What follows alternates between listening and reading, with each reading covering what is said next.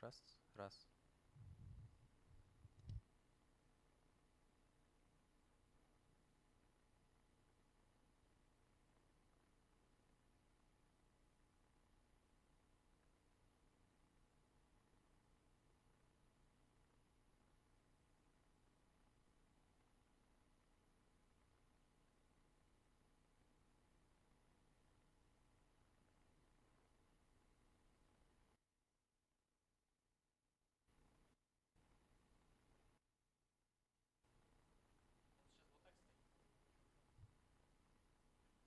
Ну окей.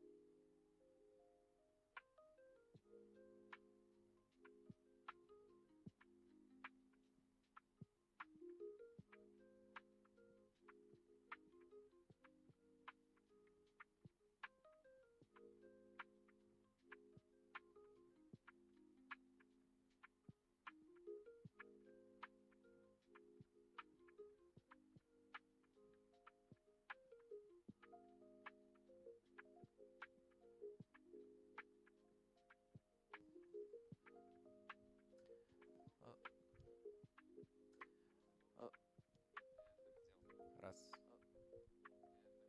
два, Раз, три. два, раз, три, раз, три, раз, три.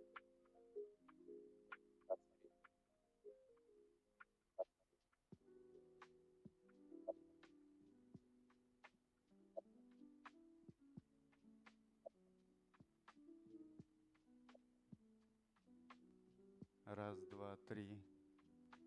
Раз, два, три. Раз, два, три. Раз, два, три. Раз, два, три. Раз, два, три. Раз, два, три. Раз, два, три. Раз, два, три.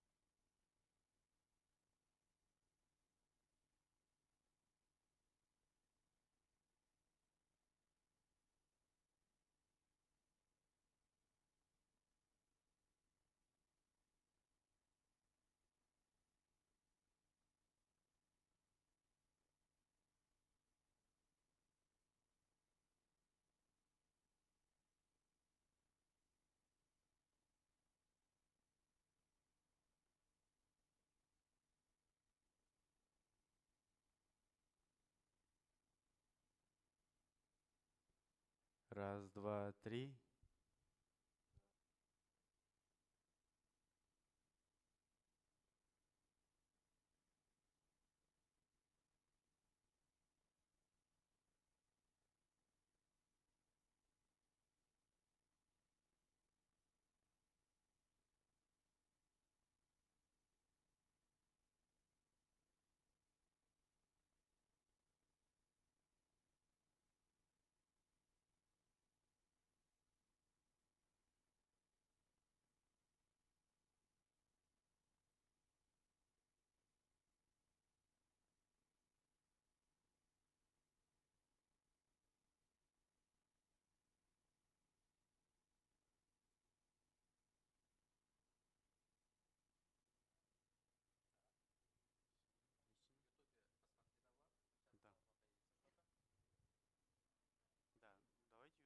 Микрофон только там.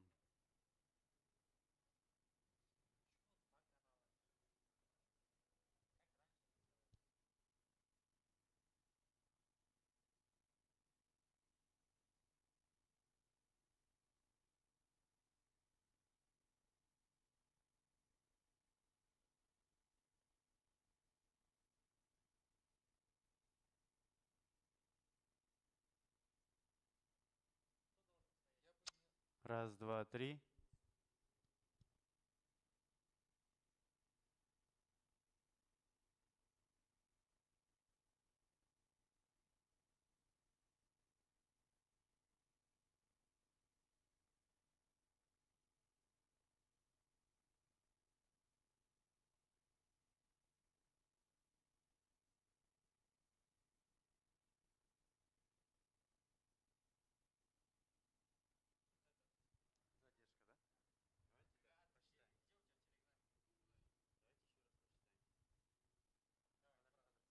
Раз, два, три.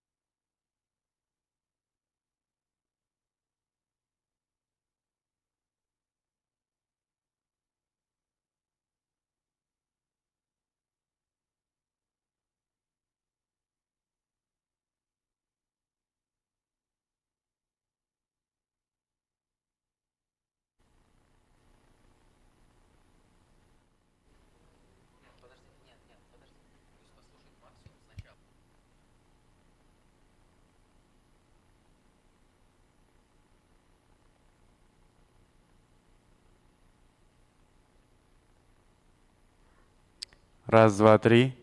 Да, да, готово.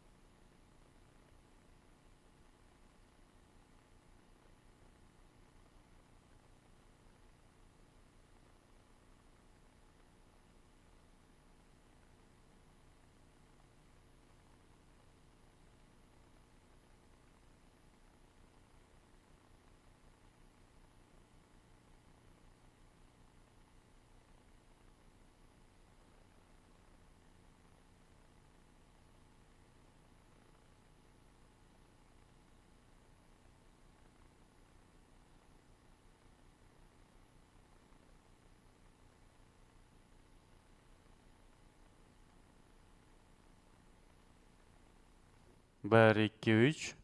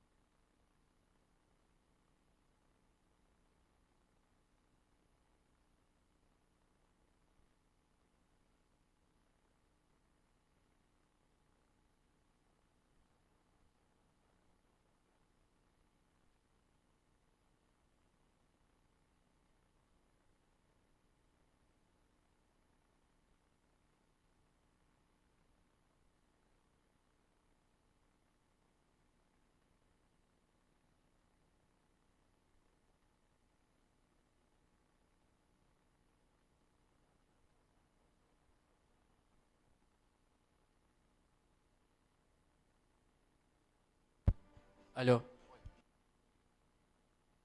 Ah,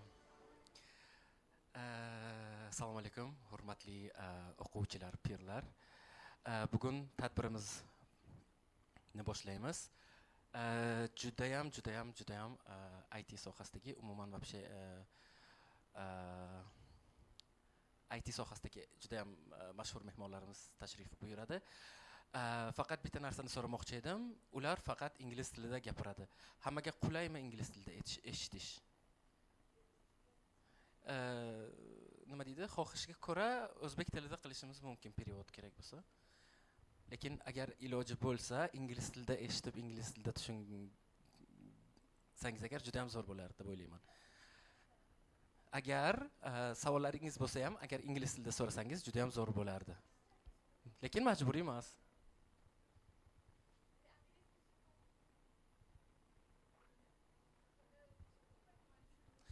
Игорь, братан, гостей.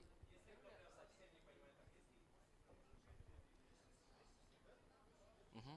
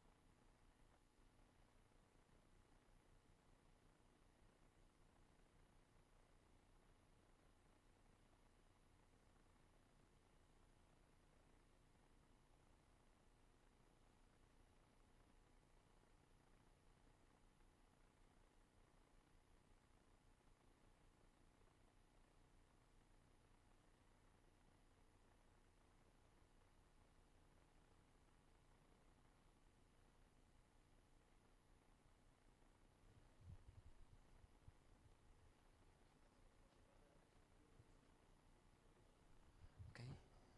Ayumi, Simon, Sarah, I would like to ask you to take seats right here.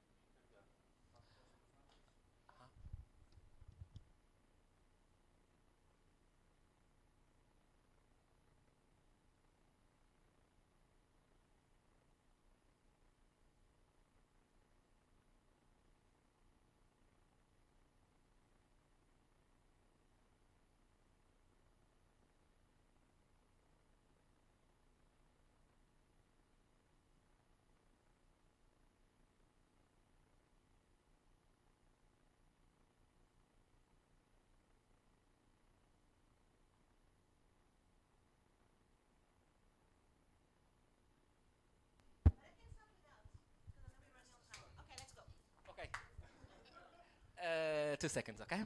Okay. Hurmatli qarindoshlar, men bir og'iz bular haqida tanishtirib o'taman.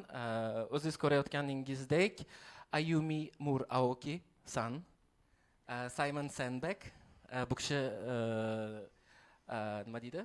O'zbekchasi ham bor ekan, ming bor uzr.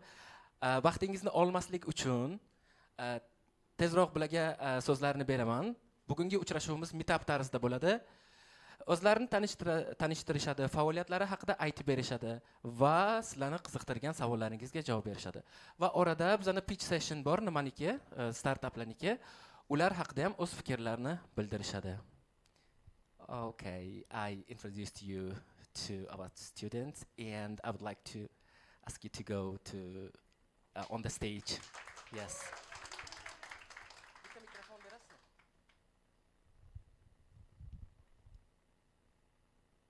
Thank you. Good afternoon. Hello. Thank you for coming on a Sunday afternoon to school to watch us. It's very exciting. It's my 6th time in Uzbekistan. I love this country. First time I came was only 18 months ago. So basically every 2 months I come here to say hi, to get new chapans, to eat some plov. I love chapans. And so this morning I was waking up and I think, oh my God, Samarkand. I was looking across the window and I could see the mausoleums. And I think, how did a girl that was born in Brazil end up coming to Samarkand? And I was thinking, well, I think it's a journey, it's a pathway. And a friend of mine, Anna Ambrozovic, I'm sure you know, do you know Anna Ambrozovic? She's part of IT, the roadshow with IT Park, and she's our director for Women in Tech here in Uzbekistan. Well, she's a great lady. Do you all understand English? Do I have to go slower with the pace, or is it okay? Hamma tushunyaptimi? Hammani ko'rganidan Slower or is xursand. fine? 6-marta O'zbekistonga kelyaptilar ekan.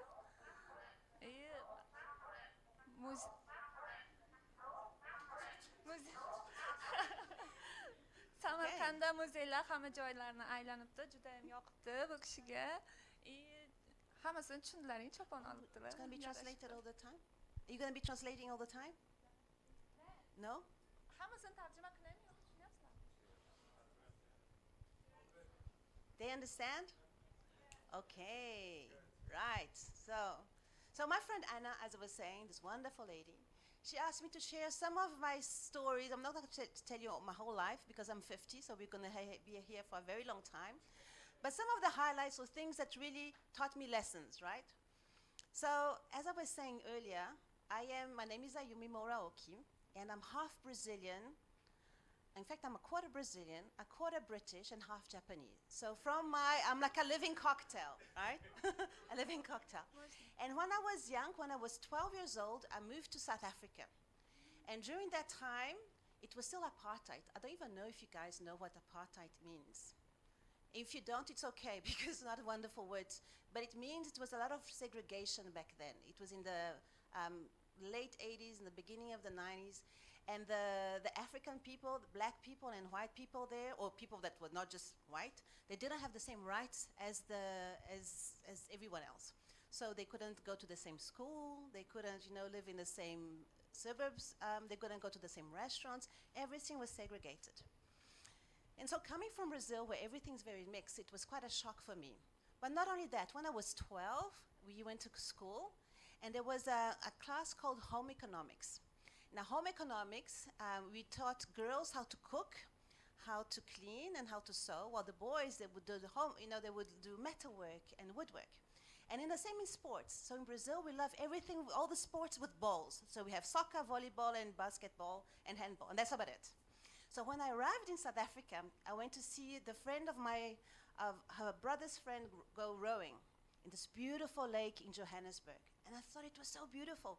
It reminded me of this film that I invite you all to watch. It's called Dead Poets Society, where they used to see all these people rowing in the lakes, and I thought it was so romantic. I said, okay, I want to go on that boat. So I told my friends, let's go on the boat. And she says, we cannot. And I say, how come? He says, we can't go on the boat because we are girls. I said, are you serious? Are you kidding me? Like, we already have to learn how to cook, how to sew, how to clean with a broom. We didn't even have vacuum cleaners. No, it was with a broom. I want to go on that boat. So we went to ask our headmaster if we could go make a girls' rowing team. And obviously, he said no. He said no once, he has said no twice, he has said no so many times, but every single morning when I would go to school, we would knock on his door and say, Mr. Price, we would love to go do a girls' rowing team. Until he finally said yes. And we trained so hard, so hard. We would wake up at 5, we would go training, we had blisters on our hands. And we made our girls' first rowing team, only the 4 of us, plus our male cocks. But I have to tell you that at the end of the very first season, we won South African championships. So you can put, because I've got one photo of that time, and I put it in the slide. May I tell? Yes, please. Bu kishini onasi braziliyalik, otasi That's a long Yaponiyadan thing to ekan. translate. Bu kishi 12 yoshga kirganda Afrikaga ko'chib borishgan. Afrikaga ko'chib borishganda u yerda iqtisod maktabi, ekonomika maktabiga o'qigan bu kishi. Afrikadagilar voleybol, basketbol o'ynaganda maktabda qizlar o'ynamaydi ekan. U o'yin faqat yigitlarniki, qizlarniki emas deb man qilishgan. Bu kishi chin dildan kurashganlar, bu qizlar ham voleybol o'ynasin, basketbol o'ynasin deb. Trenerning oldiga 2 marta borgan, 3 marta borgan, oxiri xo'p deb ruxsat bergan bu kishiga va voleybolni shunchalik yaxshi tirishqoqlik bilan tugonalari bilan tayyorlanib, jahon chempionatigacha chiqqan ekanlar. And to prove it, we've got the photo if we manage to get it up, right? But, so we were very happy because we proved that the girls, we could do just as much as boys. But for me, it was an important lesson in life because I was only 15, but it taught me how you have to fight for your rights. You cannot be a victim in any situation, right? We cannot be there, oh, sorry, us girls, we can't do it. No, we can. But if you want to do it, you have to be action. You have to take action. You have to be the change. And also something that really taught me at that time was that my school friends, my rowing friends, my team, we were like sisters, right? We were not just, girls that were trying to row together. Like, we had each other's back. So it showed me the power of sisterhood and this power of women coming together at no matter what and working together for the same goal. This carried with me throughout my life.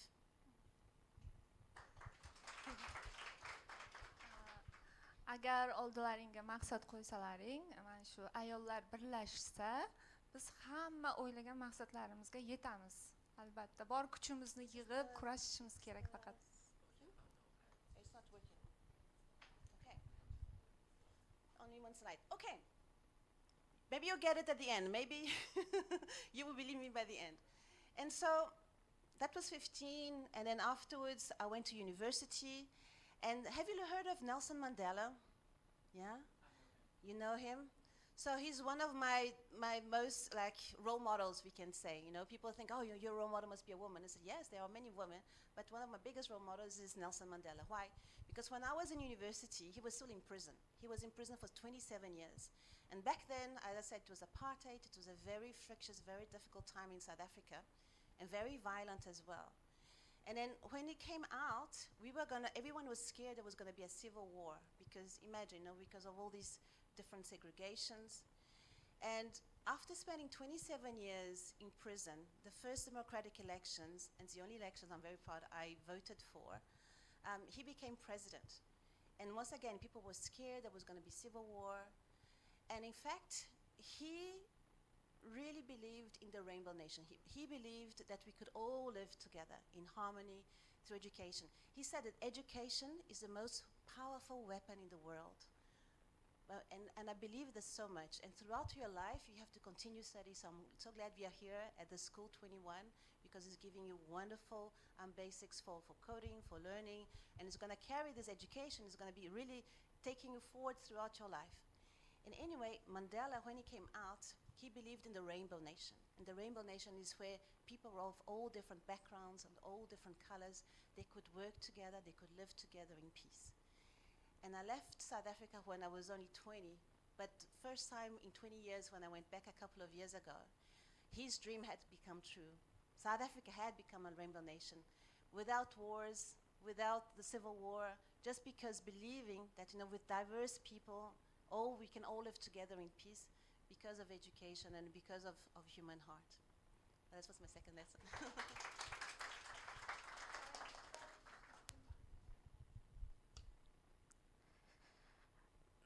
Bu kishi Amerikaga qaytib borgandan keyin o'zining ustozi bilan birgalikda shu ayollar har qanday jins vakillari uchun ta'lim bu eng kuchli qurolligini ta'kidlagan va u kishilar shu South Amerika, Janubiy Afrikaga qaytib borganda o'sha yerdagi o'zgarishni ko'rgan, u yerdagi ayollarning ham o'qishi, ya'ni ta'lim olishini ko'rib, o'zida bag'oyatda xursand bo'lgan, o'sha ta'lim ularga kuch bo'lgan va bu aytayaptiki, har birimiz uchun eng kuchli qurol va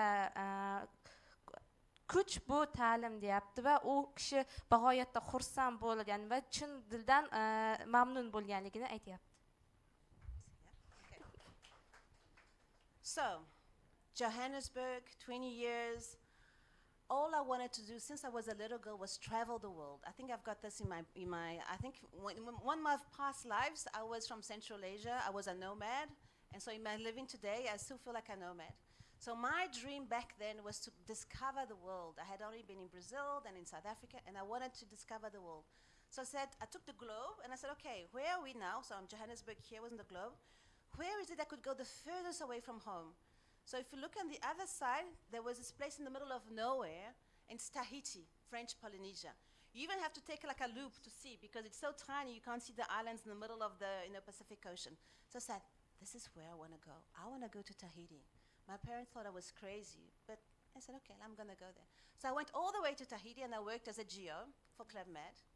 And I loved it. But once you go, I think it's one of the most beautiful places I've been to. You see like the beautiful lagoons. You have like the cocotier, the coconut trees and stuff. But once you've been around the island for like 9 months, you've seen the coconut trees and the coconut trees. And I said, okay, I could not see any more coconut trees. I said, okay, my God. I want to go and see the snow because I was 21. I had never seen snow in my life. So from Tahiti, I went straight to the French Alps, see the snow. But imagine my body could not handle. First time in snow, I was plus 40 to minus 20, So I got sick. So I said, no, snow is not for me. I want to go and see the desert. So I went to Morocco, and I lived for 1 year in Morocco. Did the whole of Morocco, all the way to the frontier with Algeria. And I said, well, this is not for me either. But the important thing is that while I was traveling to all these different countries, I was working in Club Med. And in Club Med, it's like a French company with hotels around the world. And in fact, what is interesting is the people that work there, they call the GOs, like Gentil Organisateur. And the team, they all made from GOs. They come from all over the world. So, for example, during the day, I would work in the boutique. And in the evening, I would be doing the show in the night, dancing. And then my friend who was in Japan, Japanese friend, she would be working as a scuba diver professor, teacher. And in the evening, we would be doing the shows together. And this solidarity, this working with diverse mindsets and different nationalities and different cultures, this is what makes the rich, the richness of the team. Sorry, I'm going very fast, right? It's okay? Yeah. But that experience for 3 years working with teams from all over the world, it really also was the foundation of how we can really work together and the power of working with different countries, different nations. And sometimes today in my work, I am the founder of Women in Tech Global. We've got 65 chapters around the world. I feel pretty much like a chef de village, like a director of Club Med, because you're always working with people from around the world, and you just have to make it work. And when it works, it's just beautiful. The work and the preciousness and the value that comes out of it is incredible. So I really believe that diversity and inclusion of cultures, of genders, of everything, of mindsets, it's a treasure. And you have to, the more you have it in every single team, the better is the result.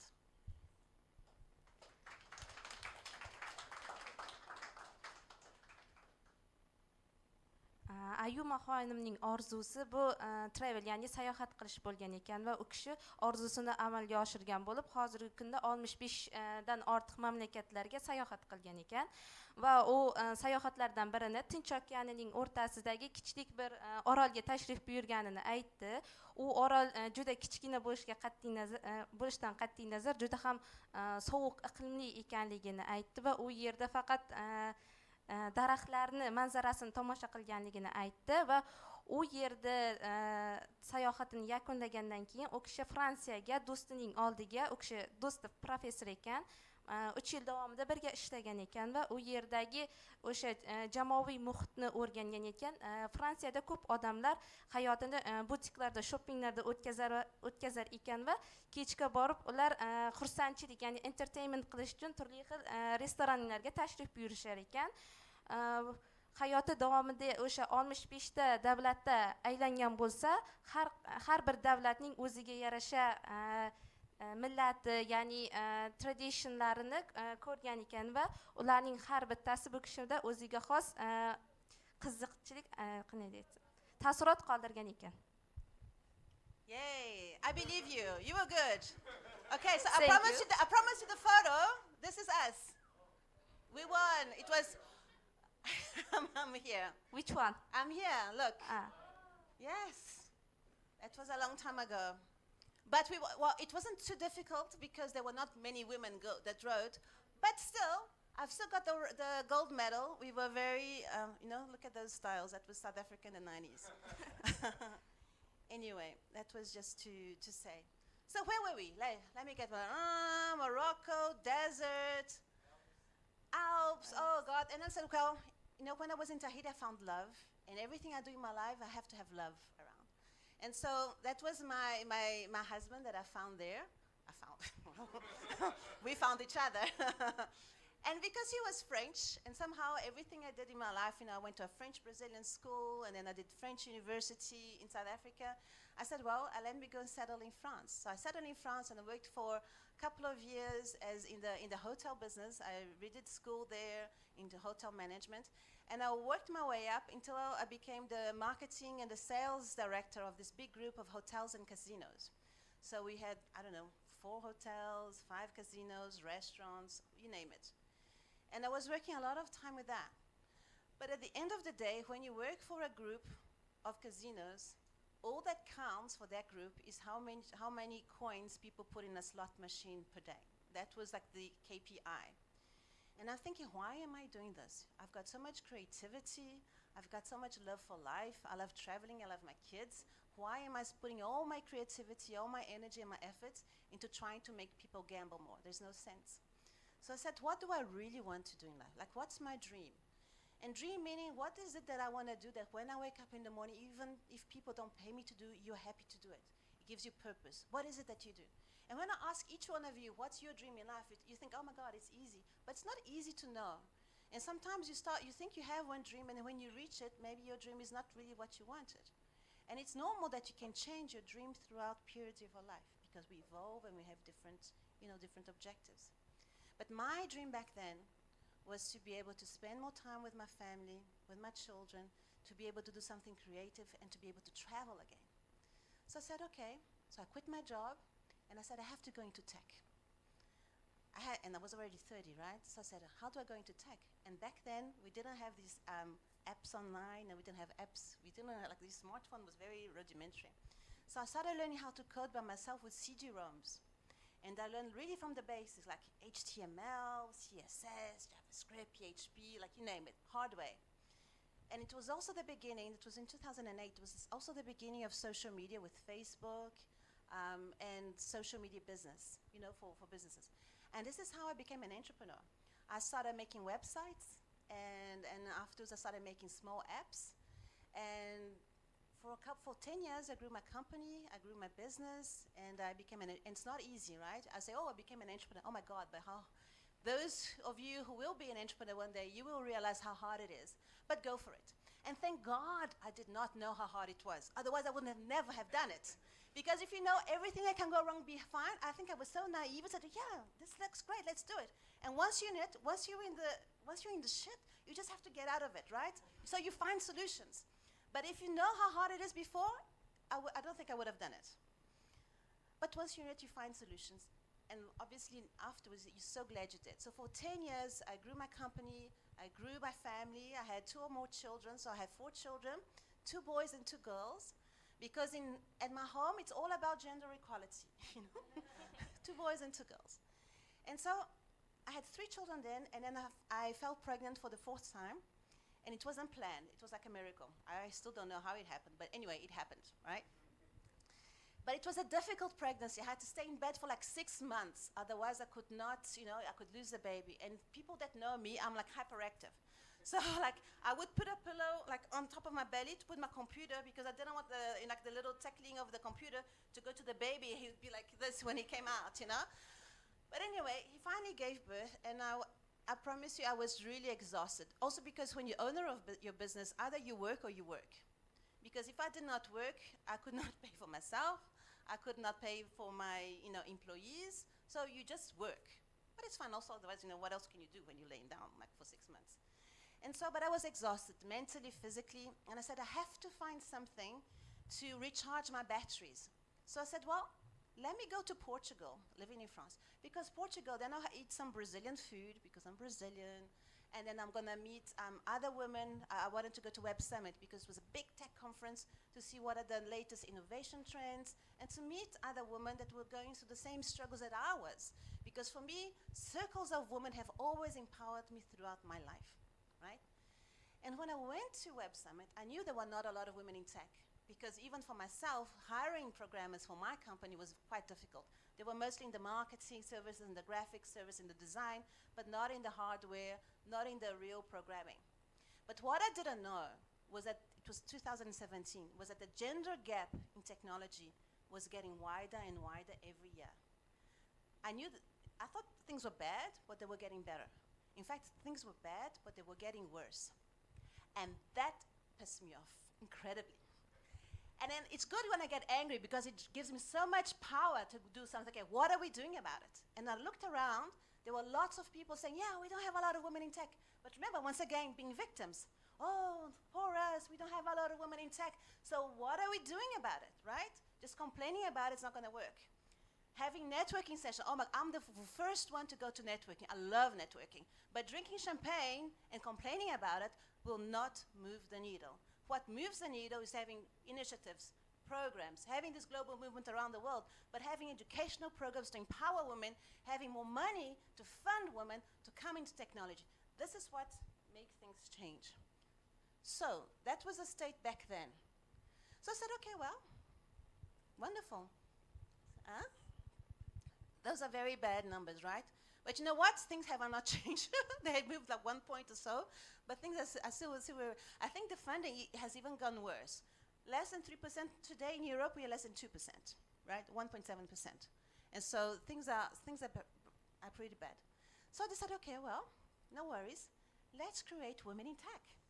What a wonderful idea. And so I didn't know where to start. And I went to a conference, which was a non-conference, and this lady, Marsha Wieder, she asked us the same question I asked you just now. What is your dream?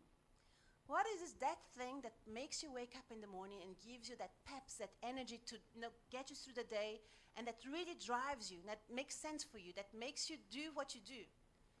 And I said, so once you find that dream, she gave us 3 steps to reach it. She says, once you find that dream, all you have to do is to take action. Right? That's the most important thing. Move. Not tomorrow, not when you're ready, not in a week's time, because we always say something, oh, this is wonderful. I have to start, I'm going to be calling that person, I'm going to be doing a deck, but I'm going to start tomorrow. But there's always a tomorrow, and today is never the right day. It's never the right moment. But you start today. Even if it's something small, if you've got something in your mind, you want to do it, and you start today. And I'm telling you, each one of you, you've got something you want to do, don't wait till tomorrow, you start today. And she says, once you know what you want to do, you start today. The other thing you have to do is that you have to make sure that your dream, you have to express it in a very clear way so that people around you, they can understand. So if people understand your dream and they share your same vision, right? So they agree with you, they share your vision, this is a way they can, and you inspire them, right? Then they will help you achieve your dream in a much faster way, because you can move faster when you do it together. And she said, the difference between a dream and a fantasy is that if you take action, a dream can become a reality, while a fantasy is an imaginary idea. However, the paradox is, if you don't take action, the dream will always be a fantasy. So after this, if you don't take action, I don't know what you're waiting for, right? So we did. And this is how I started Women in Tech back in 2018. And ever since, we've grown from having nothing. I just had this dream, but I had no money, no influential people. Today, we are the world's leading organization for empowering women in STEM. We have close to 400,000 members across the world, 65 different countries. We work on the 4 pillars from education, business, digital inclusion, and advocacy. And we have countries, you know, from Burundi, this is in Cape Verde, where we teach girls robotics. We are gonna teaching them through mentoring, inclusion through AI, so many different things. And our mission is to be able to empower 5 million women and girls until the year 2030. And I'm very proud to say that we're not far from our first million.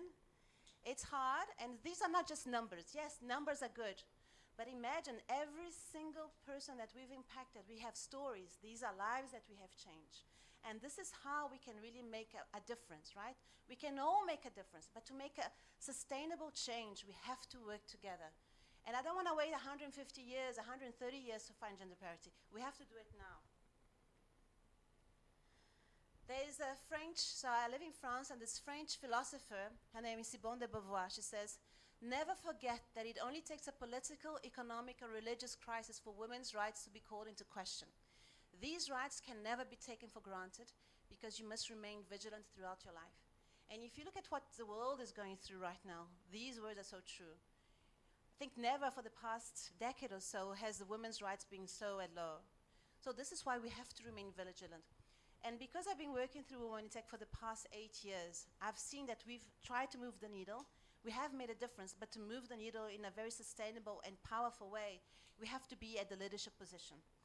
Obviously, we work on the ground so we can really see who the beneficiaries are, but things have to be changed on the top level.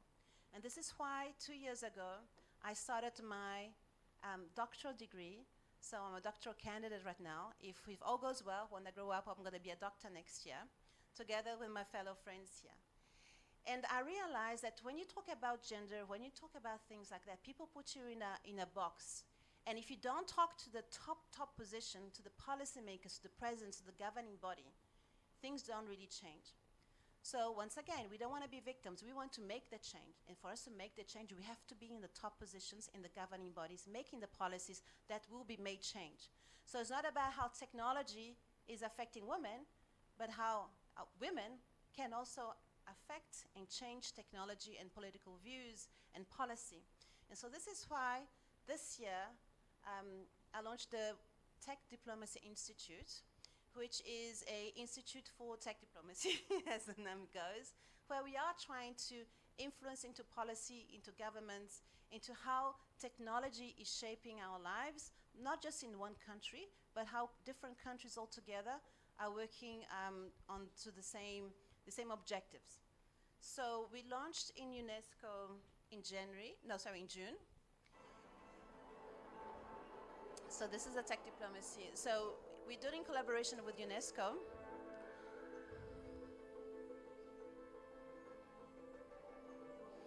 And in our first event, we brought together over 1,000 policymakers, ambassadors, ministers.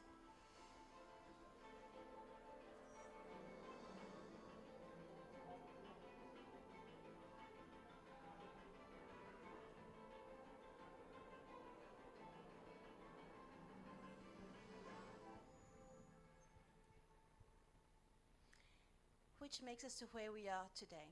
Yesterday, why are we in Samarkand? We are in Samarkand because we came here to sign the Tech Diplomacy Declaration in Samarkand, because Samarkand, as you all know, is hosting the 43rd General Assembly of UNESCO, and as we are doing this in collaboration with UNESCO, we thought it would be the perfect occasion to come visit, because I love eating plov, to get out of the chapan and to sign the Samarkand Declaration on Tech Diplomacy in this beautiful city of history, of the Silk Roads of yesterday are becoming the digital roads and pathways of tomorrow.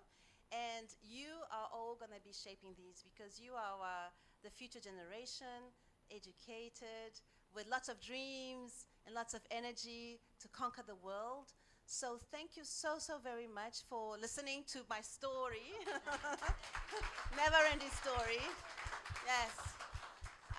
And perhaps I'm just going to leave you just one last 90-second video that we did for Women in Tech, because it's all about breaking ceilings. You know, people that tell you what you can do, what you can't do, don't listen to them. Ceilings are there to be broken. So this video is called, oh, that was us yesterday. The Samarkand Declaration for Digital Governance yesterday. And we've got this beautiful flag. I was very proud of our tech diplomacy flag. And maybe it's not this one.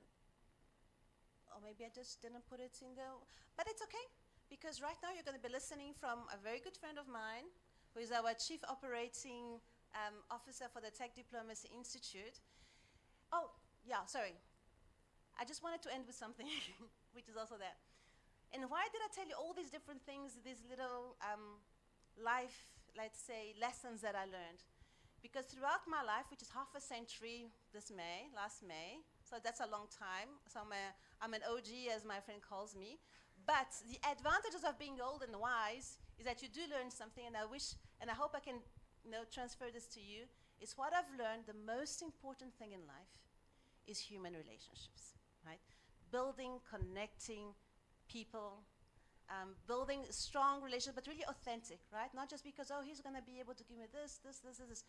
You know, surround yourself with people that you enjoy, that lift you up, that's got positive energy, that's got something to give you, and they're not like vampires of energy. The toxic people, just put them away, put them away, put them away. If you feel some things are good, put them away. They will not bring anything to you.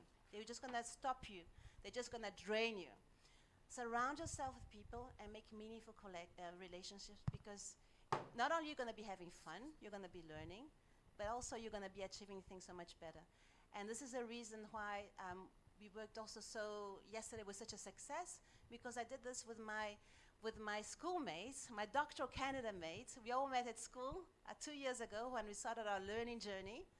And also I wish you're going to continue your learning journey throughout your lives. And here we made it happen. So very special thank you to Sarah and to Simon, because they were part of this journey and they made it happen yesterday. Thank you so much.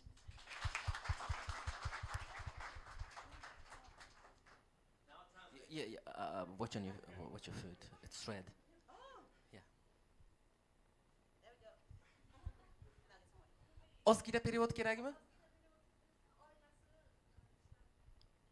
Mayli, 2 minut. Yo'q. Ishi davomida bu kishi ko'plab qiyinchiliklarga uchragan, ammo hech qachon bundan voz kechmagan. Hayotida bu kishi 3 ta farzanddan keyin 4-siga homilador bo'lgan paytlari, o'sha paytda aynan ish paytini boshlagan bo'ladi kompaniyasida, ammo u kishi homiladorlik payti qiyin kechishiga qaramasdan bundan voz kechmaydi, chunki kompaniyada ishlash juda qiyin edi va ko'plab ishchilar bilan birga ishlash jamoaviy ruhni so'ndirmaslik uchun ishidan voz kechmaydi va homiladorlik paytidan, ya'ni farzandini dunyoga keltirgandan so'ng u kishi tanaffus olgan holda Portugaliyaga tashrif buyuradi, chunki u yerda ko'plab o'zining Braziliya taomlarini, millatini ko'rgandan keyin o'ziga qaytadan kuch topadi va ishiga qaytadi. Bu yerda ko'p qancha insonlarning shu motivatsion gaplarini aytib o'tdi. Ulardan bittasi o'sha bizning orzuyimiz va fantaziyamizning o'rtasidagi farqdi va biz orzuyimizga erishishimiz uchun uni topishimiz va unga erishish uchun harakat qilishimiz kerak ekan. Agar siz orzuyingiz uchun harakat qilmasangiz, u o'sha sizning fantaziya, ya'ni g'oyangiz bo'lib qolaverar ekan. Bundan tashqari shu jahondagi gender tenglik masalasi ham aytib o'tib ketdi. Bu inson aytdiki, o'sha ijtimoiy, ya'ni texnologik IT sohasida ham ayollarning o'rni yuqori ekanligini va ular xohlasa uning o'zgartirishi, bundan tashqari ayollar siyosat, ya'ni jamiyat sohalarida ham o'z o'rnini topgan va o'shalarda faol rol o'ynayotganligini aytib o'tib ketdi. Umumiysi shu edi. Katta rahmat. Ayumi, thank you so much for your interesting and exciting speech. I think every of us, I don't think, I believe that every of us are motivated by your speech. We're almost the same generation, but let's face it, the same generation, but with different experiences. And thank you again for dealing with us with your own memory. Yeah, thank you very much. And let's give one round of applause. Yes.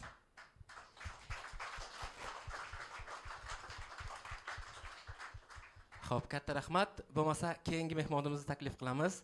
Bu kishi ham bundan ham qiziqroq odam. Men kecha tanishdim, kecha gaplashdim. Juda ham qiziq odam. Aslida har bir insonning atrofida xuddi shunaqa odamlar bo'lishi kerak. Kelajakdagi maqsadlariga tezroq va dadilroq yetishishi uchun. Okay, Simon, I was about you. Yeah. Okay.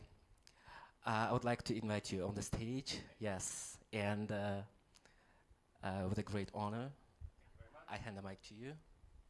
Hello, everyone. Thank you. Great to be here. Well, it's very difficult. I'm probably not going to run my story now when we have this inspirational story from Ayumi. I would like to do something a little bit different. Rather than just give you a monologue of mine, I would like to invite you. There's something that we call AMA in English, Ask Me Anything.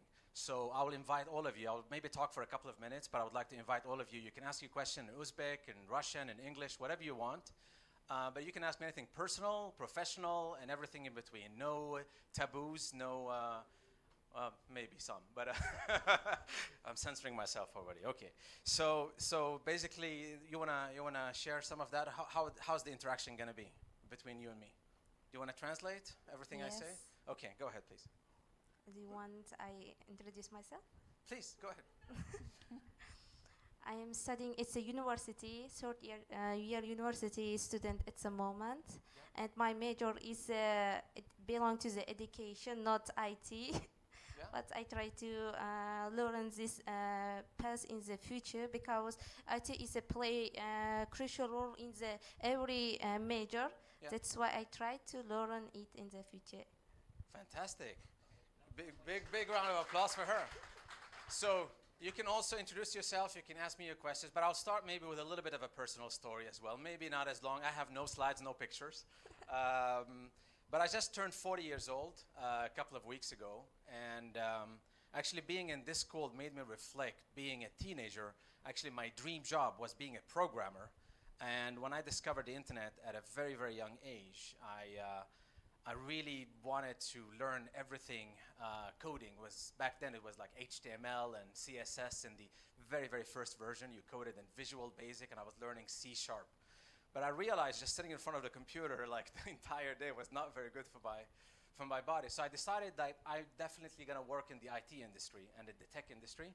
But I maybe wanna be a businessman. So my inspiration was my dad. My dad was a self-made businessman, but the word entrepreneur, which we often use now, didn't hit my vocabulary until much later. So at the age of 12, I was 12 years old, I decided I'm gonna be a businessman. I'm not gonna have a boss, I'm gonna be my own boss, and I'm gonna work in the tech industry. So that's sort of a little bit of my background. You wanna share that? Yeah. Go ahead. Bu kishining dadasi ham biznesmen bo'lgan ekan, ammo bu kishi 12 yoshga to'lgandan keyin o'z ishini biznesda davom ettirishni xohlabdi. U kishi o'zining boshlig'i yoki qandaydir ishchi emas, o'zining kompaniyasini, o'zining biznesini ochishni maqsad qilib qo'ygan ekan.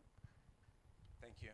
So actually when I was 16, I started my first company. That was a pretty chaotic experience. So in the basement of my father's office, I was looking at the market and I said, so what is really, and this you will not find online. You'll probably hear about all the fancy stuff that I've done, but I said like, I want to do something. So what was something that was missing in the market? There was those, back in the late 90s, early 2000s, there was a French mobile brand called Alcatel. So, and everyone in Saudi Arabia and in the Gulf states, in the Arabic Gulf, they were looking for those phones. So I made a deal as a 16-year-old and I imported those through Lebanon. I was living in Syria at the time. And I made my first deal as a 16-year-old building this business. And I learned a tremendous amount of things. So back to Ayumi's point, the biggest net worth that I have is actually not money, it's relationships, it's the network. So some of you who have LinkedIn, I would like to connect with you. I would like to speak with you either now if you want to have a question for me and I can answer it, or we can speak afterwards.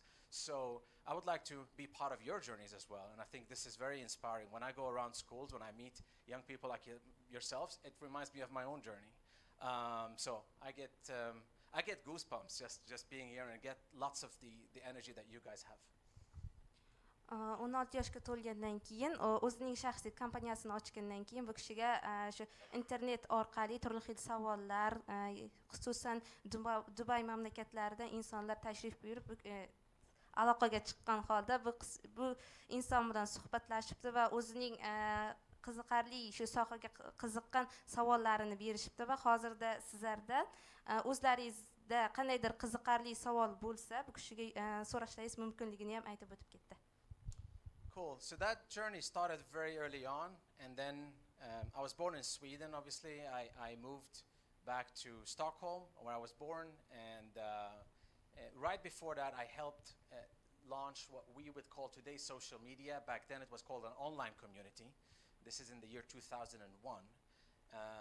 And it was very different, just talking with people you don't know online. You can just interact with them, and they speak in other synonyms, and they can talk about any topic. So that was very inspiring for me. So when I went back to Sweden, I worked within the same industry, the social media industry is what we call it now. Again, interacting with other people from different countries, different cities, and building relationships that last, for an entire life. So that's where I basically started my journey. I will fast forward it a little bit so we can enter that AMA session. I moved on to working with e-commerce, so that's electronic commerce, online sales, web shops, and basically I didn't know anything about it, so I had to do all the jobs by myself. I was the photographer, the model, the purchase, the designer, everything. So when you build a business, and I think it's a very enriching experience doing everything yourself and then bringing a team. Growing up, I thought that leadership was about being a boss or delegating responsibilities. Leadership for me is more about being the front warrior. So if you're going to ask the warriors to come with you, you're going to lead by example. You're going to be out there and tell them, hey, we're going to fight, but I'm going to be in the front, and let's go, and inspire people rather than just delegate orders. So that for me, I've also matured while my companies grew throughout that journey. Svidaniyada tug'ilganligi va undan keyin Kanaka shahri Shvetsariyada tug'ilgan va Shvetsiyada tug'ilgan va boshqa shaharga ko'chib o'tgan. U yerda o'zining ish faoliyatini boshlagan va internet orqali ko'plab insonlar bilan muloqot qilgan va bu kishining asosiy sohasi shu internet bilan bog'liq bo'lgan holda o'zining biznesini yuritish, bundan tashqari fotografiyaga qiziqar ekan, dizayner va shu kabi sohalarda ham sanab o'tdi. Great. So some of you might be saying that this guy doesn't look very Swedish, and that's true. So I have Syrian and Lebanese blood beside being Swedish. So that's the story of that. But anyhow, so in this e-commerce company, it grew tremendously.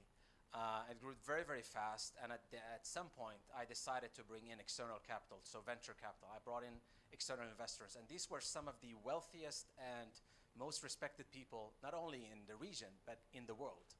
And some of that information is also not public, but I think in this forum, we're amongst friends, so we can talk without censorship. But it also, when you're building a business and when you're betting on someone else's money, I remember I wasn't very happy. I was sleeping on average 3 hours per night.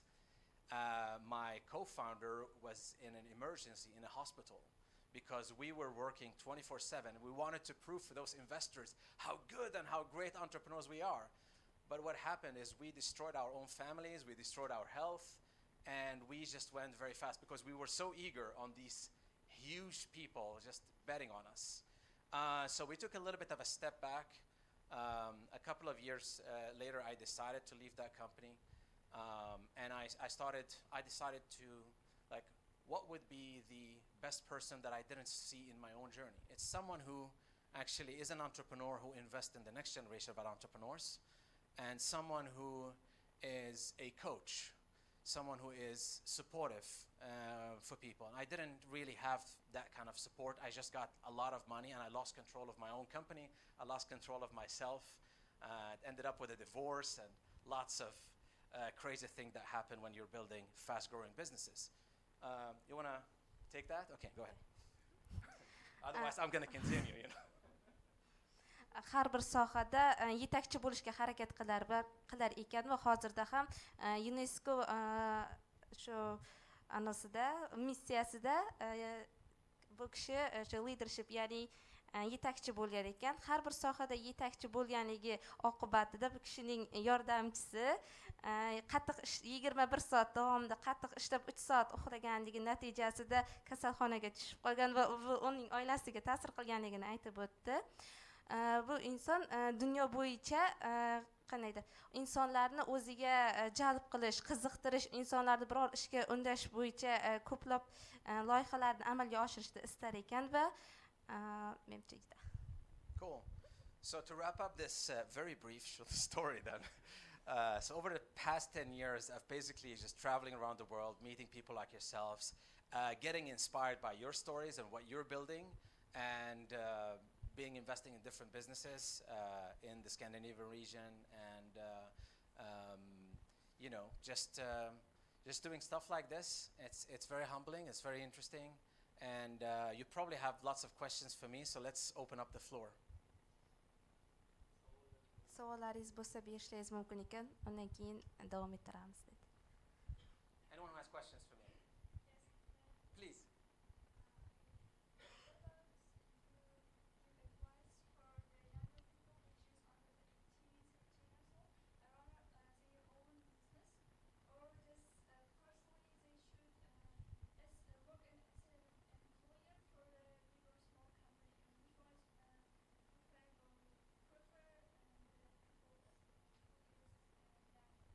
Yeah, I think try to accumulate knowledge at a young age. So be hungry and just listen and learn. Sometimes you don't need to build a business at a very young age. I did a lot of mistakes. I'm talking now about some of the successful businesses. 2/3 of my businesses are actually failures. So sometimes it's great to be part of someone else's journey and learn and accumulate that knowledge. And surround yourself with people that you look up to, that you can learn from. I would definitely say invest in knowledge, studies, and be open-minded, because the future 10 years from now might look very different from what we envision, what we see now. We see the rise of technology and emerging techniques, robotics and AI and whatnot.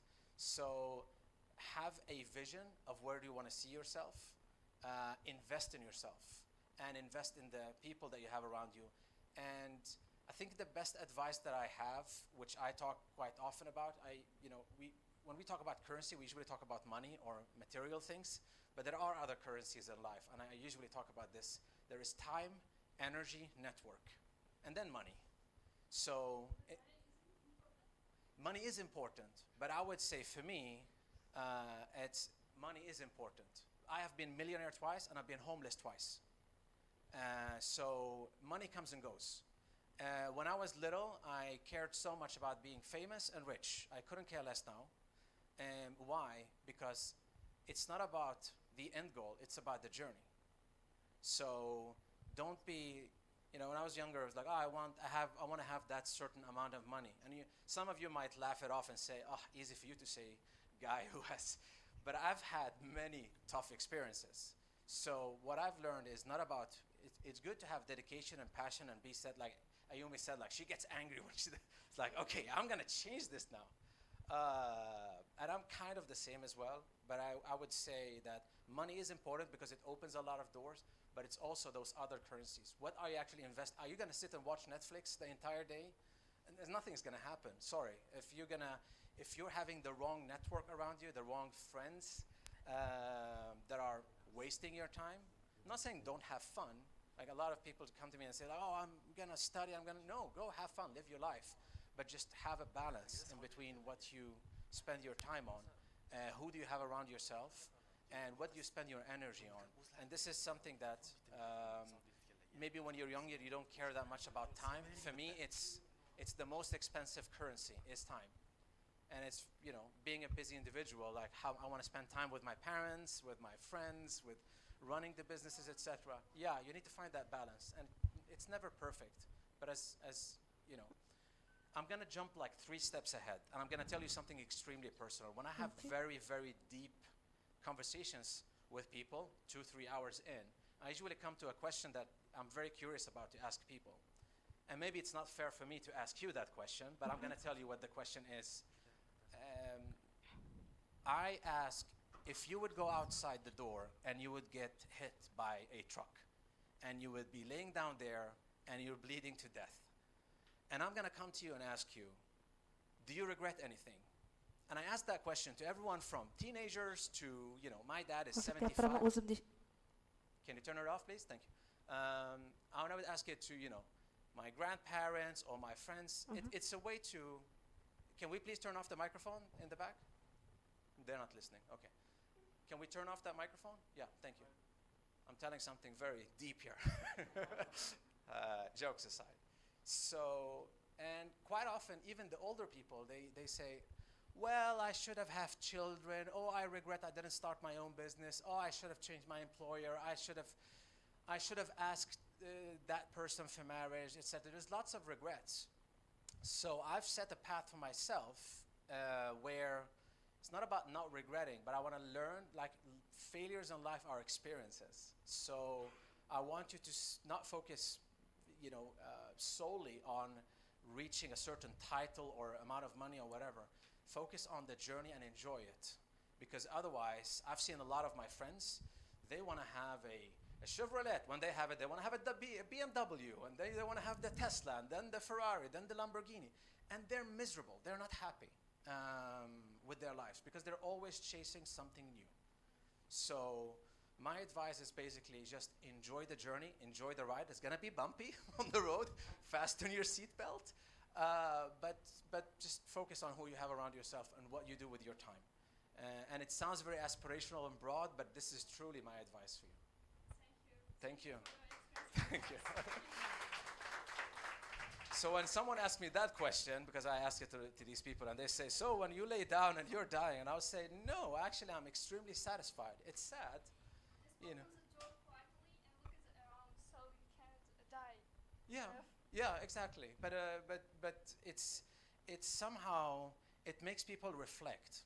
And actually, a very reason to why I had that mindset shift, there was a gentleman that I really looked up to. We were the same age. His name was Daniel because he's unfortunately no longer with us. So one day, Daniel writes to me on Facebook and says, Simon, I'm reaching out to people who have inspired me throughout the journey. And can we have, I don't know if you know, I have a rare disease. I'm dying. And for me, it's like strange. I'm in my 30s. Someone who is in 30 have a very rare disease. 100 people in the world had this disease, so they don't have any cure for it. I come with this, I sit with him, and it's very strange for me because it's like, it's strange to see death so close by for someone your age. And he tells me, I have an advice for you. It's just like, you know, just be cautious about what you spend your time and energy on, the things that you do. And that for me was like okay, how much PlayStation time do I want to have, video games? How much do I want to travel? How much do I want to spend time with my parents or whatever? So it makes you reflect a little bit, and it made me be very cautious and like, okay, I'm very satisfied with where I am. I would like to spend a little bit more time on this earth and also spread some positive energy and share some stories with people, and also get something to myself. Okay. Have you caught all of that now? Yeah. You want to try? Go ahead. The stage is yours.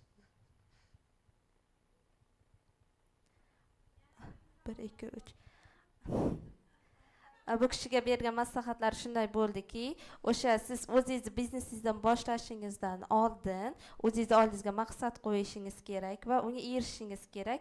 Bundan sizda vaqt, kuch, talab etiladi, keyin pul ham deb aytib o'tdi. Pul bu ko'plab eshikni sizga, ya'ni ko'plab imkoniyatlarni ochib berishi kerak.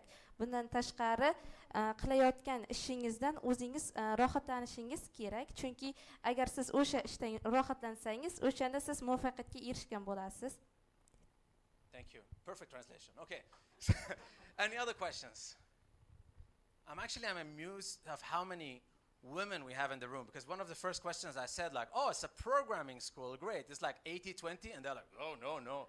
It's like 50-50. I was like, wow, this is very impressive. We don't even have that in Sweden or Scandinavia, which is extremely progressive, but just the tech industry is very much male-dominated. So do we have any other questions? I know you have another question, but let's try to give it for someone else as well.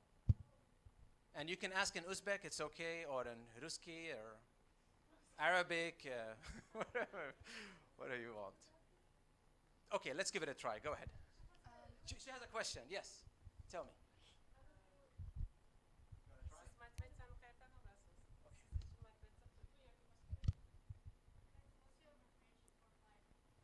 Motivation for life. Honestly, it's going to sound like a cliche, but having fun. It's just enjoying the ride. And it sounds, yeah. Say it. Yeah. When I get motivation? When I get motivation, this is a good question. I think I get energy from like people. So when I'm surrounded by, I'm actually shy, but like in places like this, I come across as extroverted. I have ADHD, so I have lots of energy. But I'm actually mingling. You would see me hiding there in the corner. I'm not very social. But I get energy from meeting people, hearing stories, seeing people who are building something. It gives me a lot of energy. So I'm like excited. I was sitting there in the corner. I was like, no, I'm pumped. So that gives me motivation. But also I love life. I cannot say that has been the case my entire life. I've been through a lot of ups and downs, but now I love life. I love every single second, and I just enjoy every breath, every second, every moment. It's a privilege. We should not take it for granted.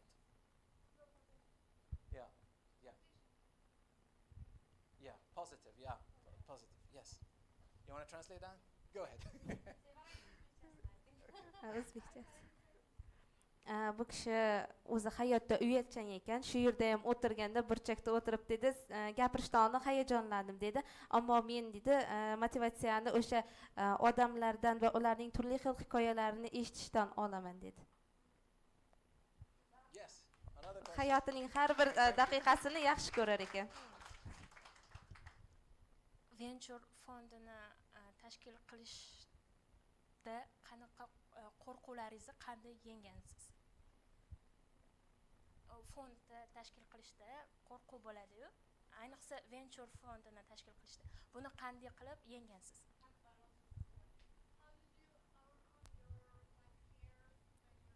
You are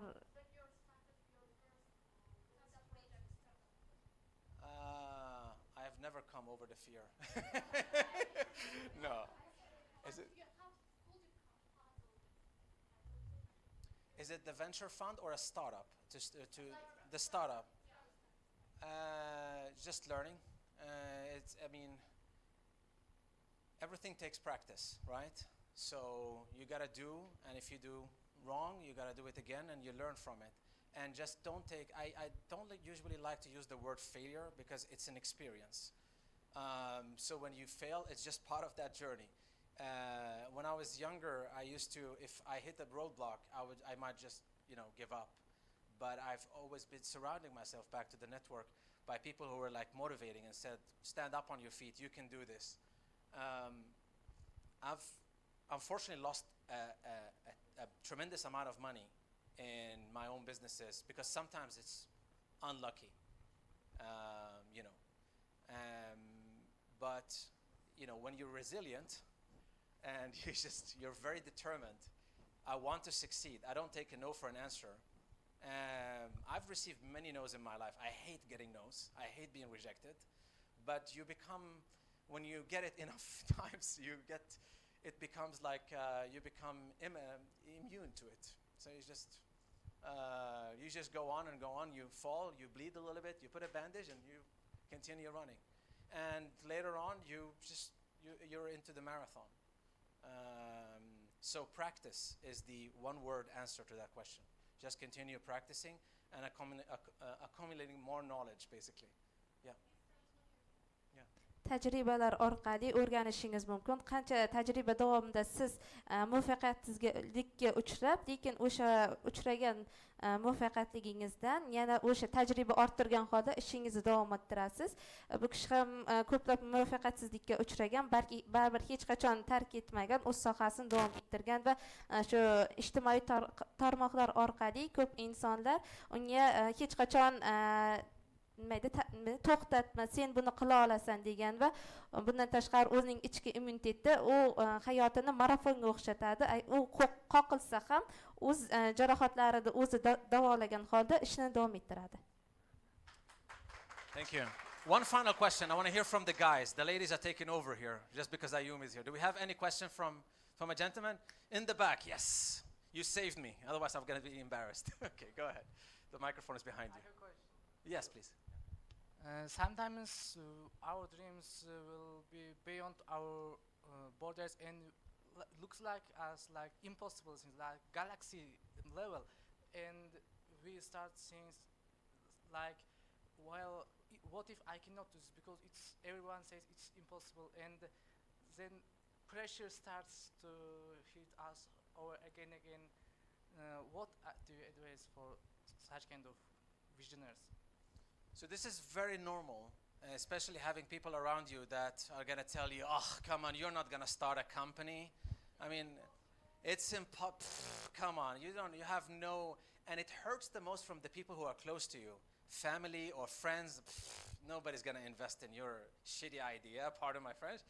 Nobody's like, you're a loser, and it hurts a lot. But I mean, determination and like to a maniac level, it's just like when you're determined, you want to succeed. Some of the most successful people that I met in the world are just absolutely crazy about and so obsessed with their vision, and they know for sure they're going to succeed. So try to isolate and ignore the noise that will come from a lot of people around you. I can tell you, like, I reinvent myself every 5 years. So if you would look 15 years ago, my biggest dream was probably to speak at a conference somewhere in Stockholm. That was like, it was my biggest imagination. And 5 years later, I was like, no, but I want to do that. No, I want to raise a venture capital fund. No, I want to raise the second fund. No, I want to bring Google. No, I want to work with Amazon. I want to do this and this. And everyone says, it's not going to work. But this gives me motivation. Every time someone tells me no, or you're not going to succeed, I'm like, I will show you. I'm going to prove you wrong. And this has basically been part of my motivation to answer that question. And just don't take it personally. They don't know better. I mean, I don't come from a very wealthy family. I just, built up I stood up with my own feet. I usually tell the story of like, I had 6 euros almost, I think now 5 euros almost in my pocket when I've decided like, I'm going to change my life. And I went to McDonald's and I bought a cheeseburger for 1 euro. And I had the 4 euros left. And I said, I'm going to turn those 4 euros into X amount of money. And I'm going to succeed. And 99% of the people around me are telling me I'm not going to succeed. I'm sitting there at McDonald's eating my little cheeseburger. And I said, I'm going to make this. And I can make it. Of course, in the startup world, and this is what I'm researching about in the doctoral studies, there's something that's called the valley of death, which is the early stages, the first 3 or 5 years of a company, where a company fails or company goes bust, it goes bankrupt. And this is natural. 90% of companies fail. It's part of the journey. But quite often when I fail with a certain project, it gives me experience and it teaches me for what I'm going to do next. It makes me meet some people that I will bring into my next journey. It opens some doors for me. So just because you hit some roadblocks, some people I know became successful when they were 50 or 55 or 60 or whatever. You guys are here on a Sunday, which is extremely impressive. I'm not sure if I would do it on a Sunday when I was your age. So you are determined. The fact that you are here, the fact that you're asking questions, you're curious, shows that you have the right qualities already. So just keep focusing and don't take no for an answer. Just keep going for it. Oila a'zolaringiz, do'stlaringiz siz bu ishni qila olmaysan deyishdan qat'iy nazar, siz o'zingizni yo'lingizni toping va ularning shu aytgan so'zlariga qarshi chiqqan holda men hali ko'rsatib qo'ya olaman, buni qila olaman degan so'zlarni o'zingizga aytib, o'z diqqat e'tiboringizni faqatgina o'zingizning maqsadingizga yo'naltiring. Bu kishi ham o'sha kompaniya, ya'ni loyihalarining 80% muvaffaqiyatsiz bo'lishiga qat'iy qaramasdan qolgan loyihalarni ishlab chiqarilgan va yo'lini davom etgan. Sizning ba'zi bir muvaffaqiyatsiz tomonlaringiz sizni keyingi yo'lga ochib beradi. Perfect. Okay, we will get a chance to talk a little bit later. I think let's put a stop here. So thank you very much for your interaction and your questions. Appreciate it. Thank you. Thank you very much, Simon. We appreciate your time dealing with us for your interesting speech. And you know, you reminded me one of my good fellows in Japan when I used to work for Amazon. He was a big introvert. Yes, he used to talk a lot, but very interesting at the same time. Yes, and you know, it was very interesting, and I had some motivation from you. Really, thank you very much. Katta rahmat. Bo'lmasa hozir keyingi sessiyaga o'tamiz. Bizda hozir 4 ta startup proyekt bor. Bitta chiqamiz. Faqat juda ham iltimos qilib so'rayman. Vaqtni ko'pi bilan 5 minut qilaylik.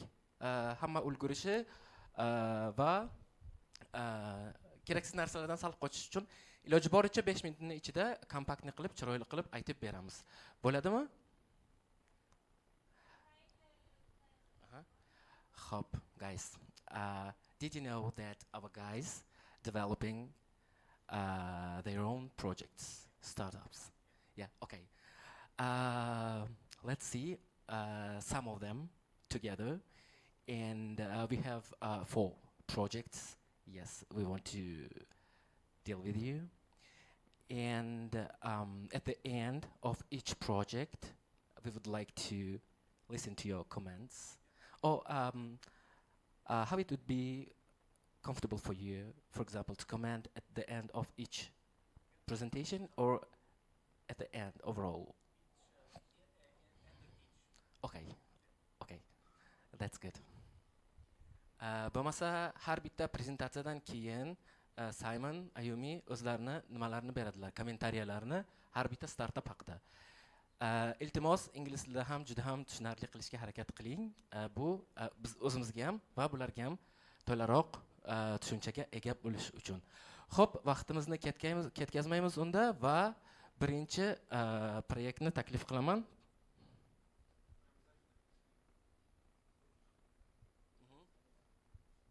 Logipick?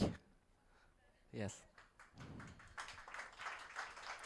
Okay, our first project is Logipick. Let's listen to them. This project is Logipick. The founder of Nilüfer Opa, Nafis Opa, is here. It is a project which is degustation of the transport and logistics sectors. This project helps the people which cited like without any logistic workers. It's carry the projects to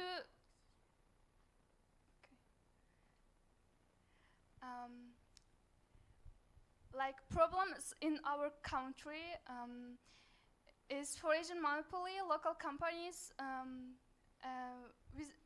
How can I explain the ideas of this project? I try to translate all of them. 90% of foreign monopoly in local companies, only 10% of share. And manual management is search takes days. And next problem is chain of intermediaries, 30 and 40% additional cost, and lack of transportation, transparency, and cargo and status is unknown. And last one is security issue, cash payments only. Okay. Is the solution? Here is some solutions of these problems. These projects have the bot, Telegram bot. It helps to people to understand correctly and try to easily to cargo any projects like. The most popular in Uzbekistan is support for users and mobile for decisions. It's forced design and optimized for smartphone, accessible from anywhere. And they have 2 languages, which are Uzbek, Russia, and they will add English maybe in the future. And the both have local language support, increasingly usability, like, and local payment statements systems, like integration with banks, easy transactions for Uzbek users, for local users, I mean. And here's solution. You may say that they add ChatGPT, like, and the direct connection, establish direct communication between shippers and delivers, drivers, eliminating intermediaries. I've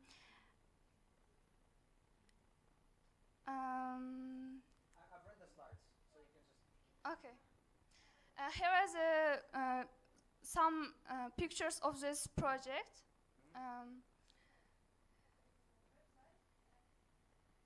Is it website? Yeah. Okay, it's website and app. I mean, they add locations. They find some. Okay, it's the image of this project.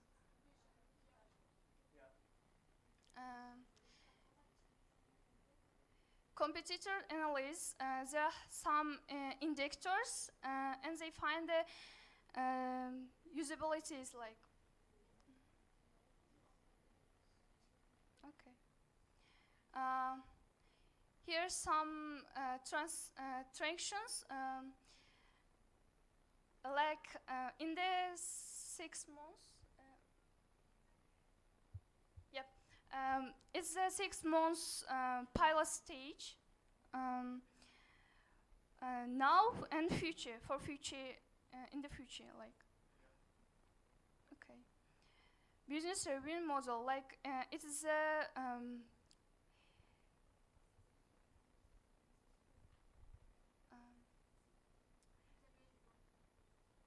no. The first purpose of this project, and here's the last one. In the 3 months. Yeah, I mean that. 3-year growth plan. Here is, you may saw the plan of this project. For 1 year, for 2 and 3 years. Okay. Here, total available markets. You may say some markets plans for for the 6 months. They achieve their goal in this time. And here is the members of this project. Nafisa Mirzayeva, of the founder of the project.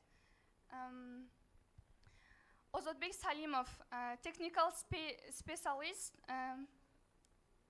like Soliha Husnuddinova, a background developer, backend, like. Ziyoda Narzukulova, project lead. Husan Said Azimov, DevOps engineer, like. Guzal Gadayeva, founder, developer. Front-end developer, I mean. Like, sorry. Yeah, I feel so... Thank you. Well done. Thank you. Sorry, my pronunciation and grammar mistakes. Oh, never be sorry. It's okay. Never be sorry. Great job. Actually, I'm very impressed because this presentation actually has all the elements that you need to have in a pitch deck. So it talks about. Can I go back just a little bit? Can I have your slides? So I'll just show a little bit here. So usually in the only thing that this is missing, that if you would pitch this to an investor, you would have a final slide called ask, how much you're asking money and how much the valuation of the company is. But this now we're presenting the company. So I'll just give you a little bit of a brief feedback. So this is the company. We have an elevator pitch, or like very simple, what the company is all about. What's the problem? So before we present the company, we're talking what's the problem that we're solving. We always start with the problem. Perfect. Great job. My only feedback about when presenting this, the reader will read the slide. So you don't have to read it out loud, just voice over it. So just say, there is a big problem in our industry. There's 10% of the market is only local. It's dominated by external players, et cetera, et cetera. So just voice over it, but don't repeat everything in detail. So that's the problem. Now let me tell you about the solution. Maybe we wanted to have the LogiPeak picture actually here, because we are the solution, not only a solution, we are the solution for this problem. So we could have maybe merged those two. So this is very interesting. So you're using technology. I have a couple of questions for you, by the way, but you're piggybacking on Telegram because it's obviously very used in the region, right? And you have the two different languages. You're obviously showing AI, you have tracking, etc. So you've thought it's well-rounded presentation. You've thought about everything. Here's what we call mock-ups or UX UI. We see a little bit how the product either looks or will look like, depending on where it is in the. Is it developed yet, or is it pre? No, it's live already, right? Yeah. Yeah. Okay. It's front end. Okay. Cool. So competitive analysis. This we could have visualized a little bit differently. Maybe we have like a map or a matrix of the market, expensive versus cheap versus premium, etc. But this works very well, but it can get a little bit overwhelming for the reader to get that. Maybe we could have used the logos just to get the brand recognition. This is fantastic, traction. So there is a couple of beta users just to show we're not starting from scratch. This is not just an idea. We have a little bit of traction. It's fantastic, very good. We have a couple of partners. We've developed some things. And we talk about money. So it's good. This maybe is the part, if we're going to have a long meeting, like 1 hour meeting, this is what I would like to tell. It's this and the slide after. I want to know how you're going to make money actually. What's the MRR going to be like? So monthly recurring revenue. What's the ARR, the annual recurring revenue? How are those transactions? $10. What's the average transaction value? Why would you be able to get $10 per transaction? Is it realistic? So I would ask tough financial questions just to see if they're realistic or not. This is one slide that investors hate. We call this the hockey stick. So investors usually are allergic to two things. The hockey stick, where it's like, it's very small at the beginning, but it's going to go great. And the tam sam som. The tam sam som. So maybe if you have a hockey stick, some companies have hockey sticks, it's okay. You just have a little bit more back it up with. It's why is it tangible? Why will I see this in the third year or the second year? But of course, and then the TAM Samsung. The TAM, for those who don't know, is total addressable market. So if we take everything around the world that we are addressing with that problem, how big is that problem that we're solving? Serviceable addressable market is that we can service, and then if you would do this as circles, you would have one very big circle, that's the TAM. So SAM is the middle, and then serviceable obtainable market. That's the market share we're going to go for now in LogiPeak. So it's reasonable. I would maybe ask some questions like, okay, where did you get the 520? I don't see any sources here. Is there some research? Is there some public report? Is it reputable? Is it a blog? Is it a government report? Etc. So the team is good. You've highlighted who's the CEO. I can see the team. I see their background, why they are good at this. So this is a logistic company. I see a logistic person there. I want to see developer. Do you have full stack? Oh, we have a back end actually. We have technical specialist. Okay, front end. So DevOps. Okay, cool. So this is a full team.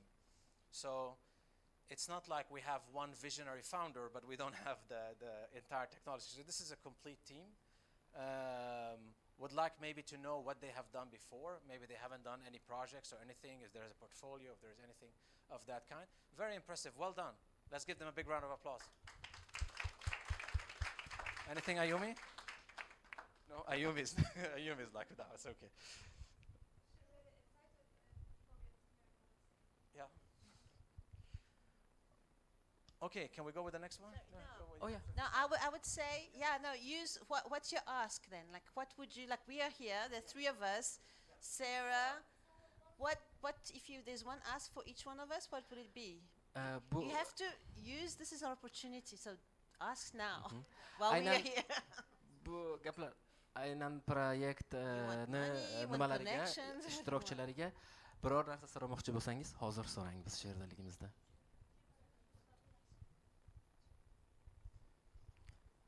Maybe later she will ask.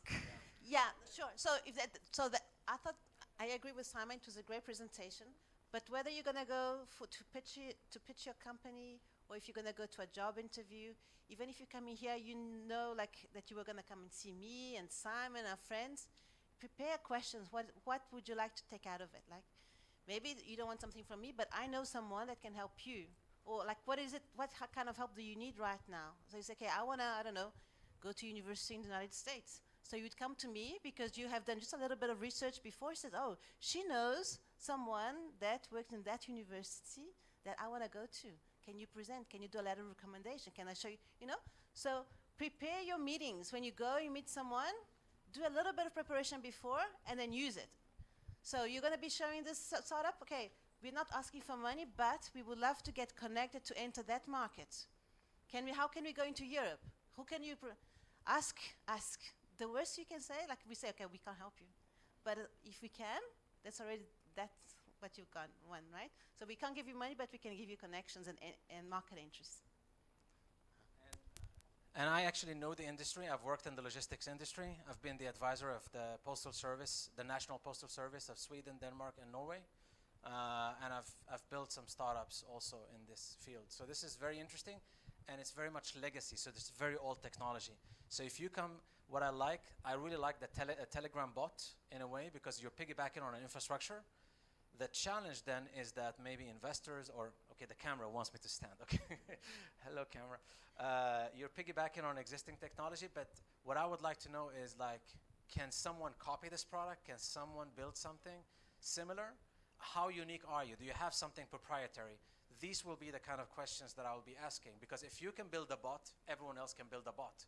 Do you have any API integrations directly? You have exclusivity agreements with those logistic providers? That will be my questions. But yeah, very good job. Great idea. Thank you, Simon, Ayumi, for your comments. In my opinion, it's useful to ask, not to people who know it. It's useful to ask people who experienced it, who have failed already. How to say, who retried it several times. Yeah, and I think it was really useful comment.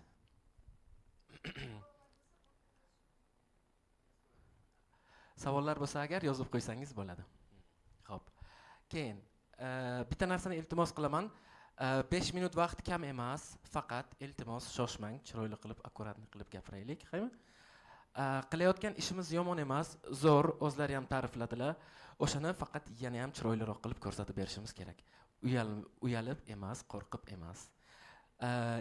Yana nabarot o'zlari aytdilarki, so'rang. Biz shu yerdaligimizda so'rang. Yaxshisi ko'proq so'rang. Maylimi? Xo'p, bo'lmasa keyingi prezentatsiyaga taklif qilsak bo'ladimi? O'znavi. Marhamat.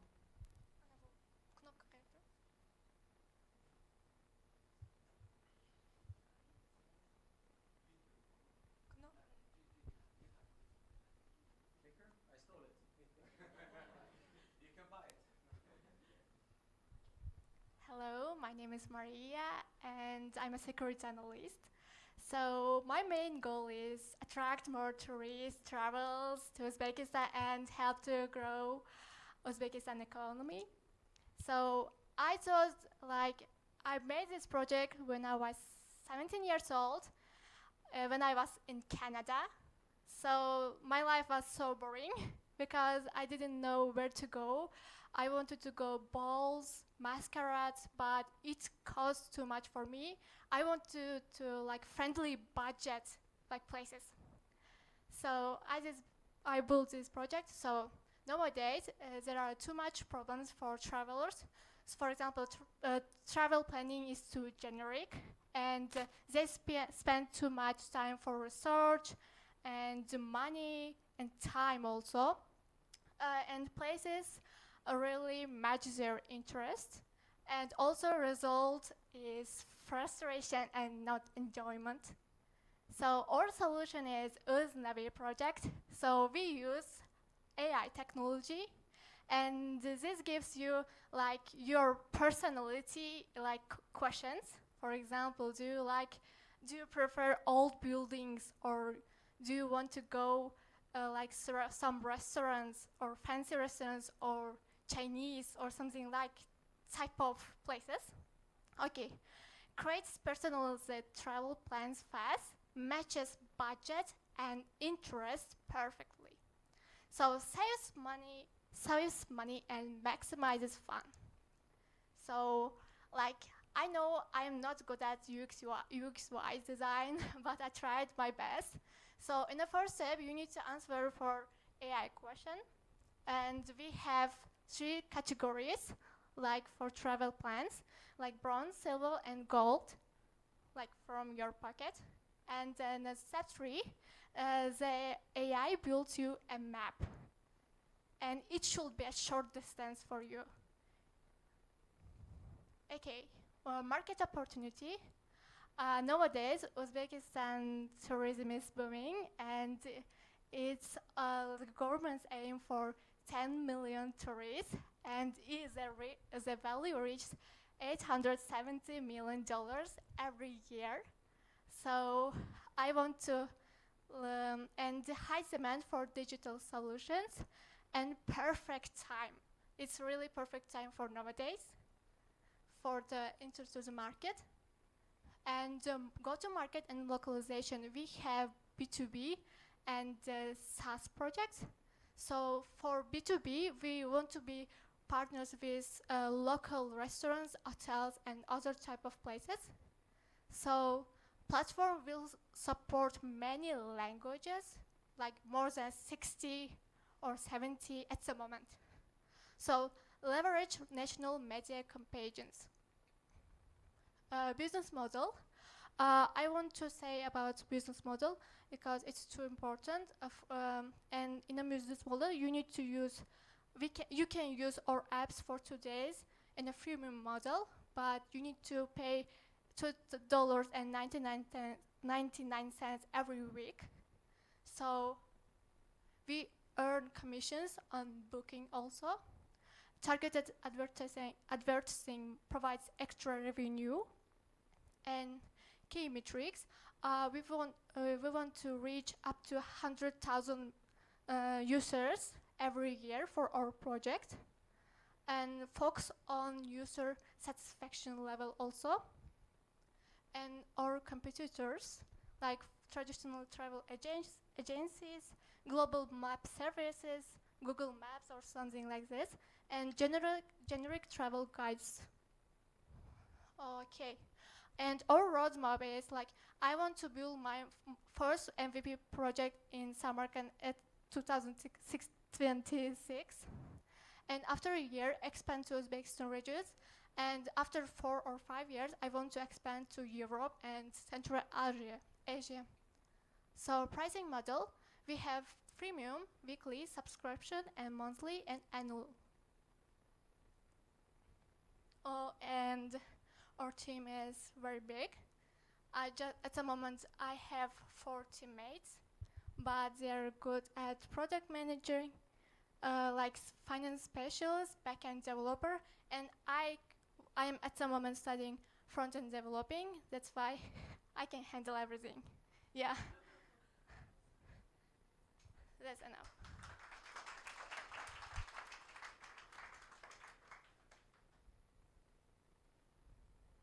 Hello. Okay.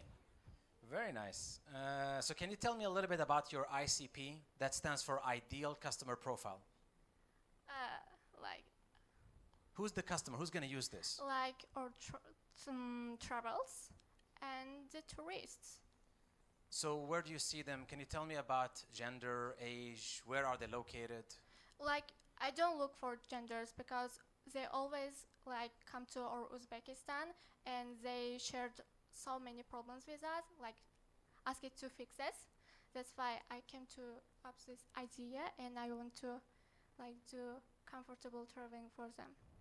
Okay, so it's non-Uzbek that are traveling to Uzbek, or is it domestic travels as well? Like both of them. Both of them. Okay, got it. So you talked a little bit. The challenge that so can you tell me a little bit about the technology before we talk about the business model? What do you envision this being? Is this a website? Is it a native app? What? At the moment, like I showed. Yeah. Is no, it? Yeah. look. Like I did this project. Like I did this like platform yesterday. Yeah. I didn't have time for working on like website, UX, UI design, or something else. Yeah. But in the future, I will definitely do this. But if you would do it a native app, meaning an iOS app, an Android app, or would you do a website and people would subscribe from the website? Yeah, websites, apps, like for phones, everything. Okay, so that's, you gotta narrow down your focus usually when you start. This is when you say everything, it's very challenging. Yeah. And you gotta decide on which programming language you're gonna go with. Are you gonna do Flutter? Are you gonna do a web app where you? We have like backend developer. Yeah, no, but this is She the thing. knows about If you I'm just trying to share information, not only for Okay. you but everyone in the room. So for example, if you say you want to do everything, maybe you start developing a web app, right? But then you do a wrapper, like an iOS or an Android, but it actually opens through the browser. It opens the app. So Yeah. if you're gonna do something, there are some frameworks that are easy. If you're gonna build everything natively, it's gonna take you a lot of time and money. So you're gonna be smart about doing your MVP. Does everyone know what MVP here is? Minimal viable project. Perfect. Yeah. So focus on where, so that's why I asked you what the ICP is. What is the ideal customer profile? So it's travelers, domestically, internationally, good. The product is, find a way to build like a simple MVP, but it's accessible to everyone. Mm-hmm. You're gonna leverage AI, so it have different languages, etc. Can you tell me a little bit about the business model? So you talked about freemium, subscriptions. So if I would, And B2B Yeah. also, yeah. So let's pause B2B aside. That's a separate conversation. Okay. Let's talk about subscriptions for a minute. So I'm on my way to Uzbekistan now. I'm gonna book a trip to Samarkand. I have a freemium model. I'm gonna download. I'm gonna get everything that I want, and I'm gonna just leave, and I'm gonna unsubscribe. It's just for 2 days, but like, Yeah. you know, it's for just for 2 days. Yeah. Freemium model. If you're going to like Uzbekistan for a week, Yeah. you can buy a like. But it's so little money. I think there might be a better revenue model. We can discuss it a little bit afterwards. Because Okay. if you're gonna make only $299 per week of giving them this fantastic experience and helping them with this problem, I think you deserve much more than the $299, and they will churn. Churn is when they cancel the Yeah. subscription afterwards. So you want to make maybe 10 times more that amount of money, and you can do it directly and indirectly. You talked about commissions, which I really like. You have partner networks. You can tell all the restaurants, oh, you're partners with us. Put this sticker on your door. So now the tourists are maybe going around and they see, ooh, there is this, what is this place? It's like TripAdvisor. You can do Yeah. like your own TripAdvisor in Uzbekistan. So there are these kind of things that you're going to think about. But I think what I see the biggest challenge is the commercial model. You need to make more money. Okay, Yeah. I will do this. Thank you. Great. for Thank you your very much. advice. Ayumi? No, it's good.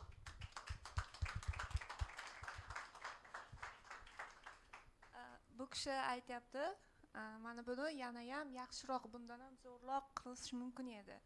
Sizlarga boya aytib o'tilyapti, mana shu e'lonni ko'rgandan keyin bular haqida ma'lumotlarni izlab, savollar tayyorlab qo'yishlaring kerak edi.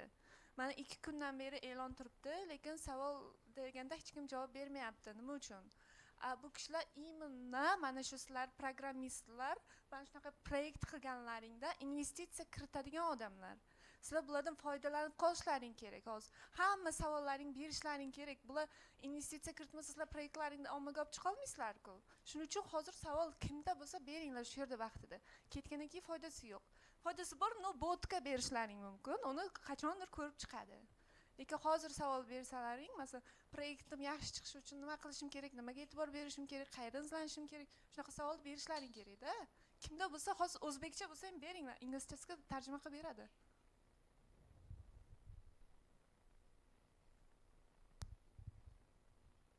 Thank you very much. Well done.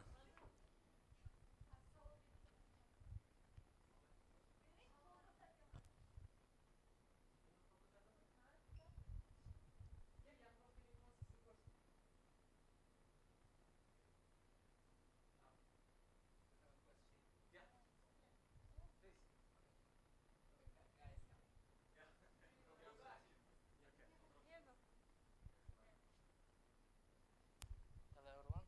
Well, my question is, how can we make our project to, how can we answer to investors' question, why you, why your project, why I have to invest to your project, why your project is useful? Yeah, I know we can do it some little be answerable, but I am going to hear investors' mind. What investors think about when investing some project? So they're obviously gonna look if they believe in the problem and in the solution and the team, so in the timing of the market. So obviously this idea specifically, it's a very good time for it because you have AI that's gonna help you solve many of the challenges that you have here. It depends. Some investors might say, oh, hold on, so you're trying to compete with, because Google's trying to do something like this with Google Hotels, and they have the Expedias, you have lots of bigger companies, but they're not looking at Central Asia, right? So you're gonna say, we're gonna take the learnings from the big tech, but we're gonna offer a local experience. They don't have the relationships in Uzbekistan or Tajikistan or, these countries. One, two, we have the knowledge, we have a complete team. We have designers, we have developers, so it's about convincing. It's like taking someone out on a date or asking them for marriage, You're gonna do some hard work, you're gonna prepare yourself and show that everything that I'm telling you is not hypothetical. I actually done the homework. I've studied, this is a problem, I've validated it. The biggest problem why actually founders fail is that they haven't done enough market research. They take the problem from themselves and they don't really find market validation. So, I mean, in this presentation you could say, well, I have done a little survey with everyone else in my class and their parents and some of the travelers who've come. I've contacted people who have done reviews online or have visited Uzbekistan, as an example, and I say, I have 100 respondents saying that they would be considering paying $10 or $20 or whatever for my solutions. Now suddenly, this is all about being risk averse as an investor. How much risk do I want to put? So will I get ROI on my investment? So in the example, am I investing as an angel? It's my own money. Maybe I can make my decision. If I'm investing on behalf of a venture fund, I have so-called LPs, limited partners. So it's the rich people giving me the money and say, Simon, go invest my money. I trust you. I'll give you 2% commission when you invest. So for me, it's very important that I do a good job. So then maybe I need to make sure that I'm able to present this further. Do I think, and you need to convince me first so I can convince my investors and my investment committee, usually. And if I would find holes, so when you do a pitch like this, you're looking for the hole. It's like, is this realistic? There is a hockey stick. What is the tam sam som? Is this actually a problem? for me, I can reflect to this because it's my first visit in Uzbekistan, right? And I see it's fantastic, but there is a lot of perception about this country and this region in general outside. So it's maybe difficult to find, but there's lots of talent, there's lots of technology here. So there is a momentum in time now. There is a window of opportunity, for example, an idea like this. If you do content pages or SEO, search engine optimization, you can attract. You can do it in Italian or in French or whatever. So people can come, they can read information. Here's what you should do in one day in Samarkand. So going there, I didn't pay. You got this traffic for free because Google recommended your page. It's called organic search result. So you would come in and it's like, or maybe you find it on Twitter or Telegram or whatever you're looking. Or maybe a ChatGPT will tell you, this is where you should go. And I would read and I say, oh, this is great. I'm reading now what I should do 1 or 2 days in Samarkand, but there is a link. Click here to get your personalized experience. And there's a call to action. Try our service for free. Oh, I'm interested now. And maybe I will get like half the report. It will say, unlock the entire report, including restaurant and dining experience for only $30, $20, whatever. So I need to be convinced. The most important thing is very capitalistic. Even though I like you as a person, you have an idea, I need to make sure I can make the return on that investment. So I need to believe in the idea, and I need to believe in €1 here needs to be back 3 or 5 or 10 euros back. So it's how the investors think. And sometimes, I've received a lot of no's from investors in life, and it's you just move on, you learn from that, and you can say, what was the reason? Do you have any feedback for me? So you take it and you improve it, you work on it for the next one. Yeah. Okay, Thank you very much. Katta rahmat. Boshqa savollar yo'qmi? Thank you, Simon. Yeah, it was really great. And I believe that in your life, you attend many pitch sessions. You had to take a part in many debates with investors. What do you think about this pitch? It is a very tough one, isn't it? No, actually, I think the idea is good. I don't think there's, but it's. I mean, she said that the presentation looked very good, and the team, and it seems competent. What's challenging is just the business model, or like how to make the money. But is there a market for this? I think so. I think there's a market for this. So I think it's a good idea. But everything when you do in your work in academia, they tell you do always the first draft of your paper, and it doesn't matter. It's bad quality, and then you make it better. You get feedback from your supervisor, and you make it better and better. Same thing with coding. You develop something, you develop an MVP, and then you make it better and better. So this is just a first attempt, and you work on it. But I wouldn't ditch it as saying this idea is not going to work. No, I think it works, but I think you need to be a little bit more greedy in how to make money, because that's what the investors would like to see. Yeah, right. Thank you very much. And I think it will help our students to move forward. Thank you. Bitta savol berdi bu kishiga. Hayotingiz davomida juda ko'p pitchlarda qatnashgansiz. Muhokamalarda juda ko'p kishilarni ishontirishga harakat qilgansiz. Endi sal hazillashib so'radim, bizaniki eng qiyin bo'lsa kerak deb. Bu kishi sal seriozroq menimcha savolni tushundilar. Aytdilar, yo'q, ideyalar zo'r, faqat biznes model aniq emas. Mayli, shu biznes model bilan ham borsangiz bo'ladi, agar market, ya'ni bizni regionni bozori xuddi shunaqa ishlasa. Birinchi qilgan loyihangiz doim fail bo'ladi. Doim brak, doim kamchiliklar bilan to'la. Hamma bundan o'tadi. Bu juda ham yaxshi. Bu juda ham yaxshi opit. Opit hayot uchun eng kerakli narsa. Xuddi shunaqa narsani aytib berdilar. Xo'p. Bo'lmasa keyingisiga o'tamizmi? We have another project, automatic emergency assistant system. It shapes, I think, a sauce.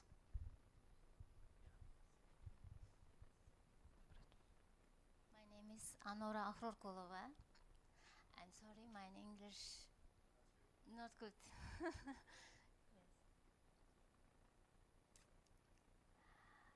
Our slogan is your life always protected. The motivation behind this project comes from my own health struggles. I suffer from a spinal tumor and a heart condition, and I live experience liver and kidney failure. Siz o'zbekchasini Bu loyiha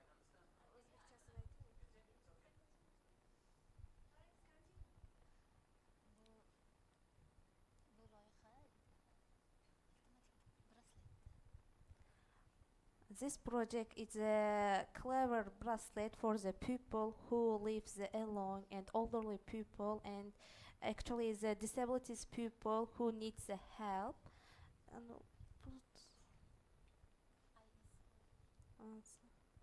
And it includes the IE system. It's check your health system.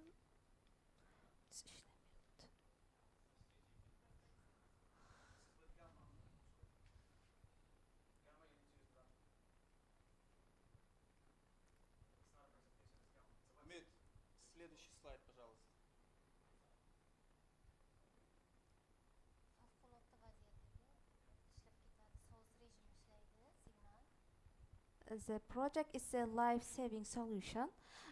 SOS 365 is a comprehensive system consisting of the smart bracelet and mobile application, which continuously monitors the user's vital sign and automatically calls for the help in emergency time. Its primary goal is to provide fast and effective assistance to those in need.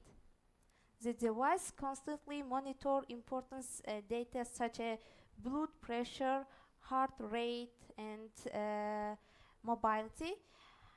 Upon detection of any anatomy, the system immediately activates to the send and source signal. Next slide. Who is it for? I mentioned that is the elderly people and the disabilities people and who live alone and athletes. Next.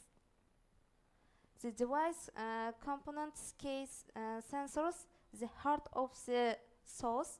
Bracelet is a set of the high-tech sensors that accurately and reliably measures the user's vital signal. For example, if face any kind of situation, for example, who is a disability people and you need the help, that time this bracelet help you find the solution and ask someone to help for you. Device component smart integration. In addition to the core sensor, the SOS bracelet is equipped with a range of crucial additional components to enhance the system full functionally. The device design, athletics and functionality. SOS bracelet embodies modern designer, mobility and ease of use. You can control this bracelet in your phone and app. AI sciences and situation analysis. You can automatic source machines rapid response, trigger condition, AI algorithm activation and auto source function. Data security and future opportunities. Data securities and future opportunities. Bunu? Bu yerga AI borku, sun'iy intellekt psixologik yordam beradi. Shu GPS Bu yerda sun'iy intellekt birdan so'z rejimi ishga tushgan vaqtida tez yordamga qo'ng'iroq qiladi, oila a'zolariga qo'ng'iroq qiladi va psixologik yordam beradi. Psixologik bemorga yoki qanaqadir voqea bo'lgan joyga psixologik maslahat, tibbiy yordamni birinchi nima qilishni aytib turadi. Ham mikrofon, keyin ovoz yozish rejimi ishga tushib ketadi shu so'z tugmasi ishga tushgan vaqtda. AI help you in this bracelet. For example, if you some kind of a difficult situation, this bracelet call your friend and family members and also police or the hospital, and also give some information for you, give you location and your physical and mental health.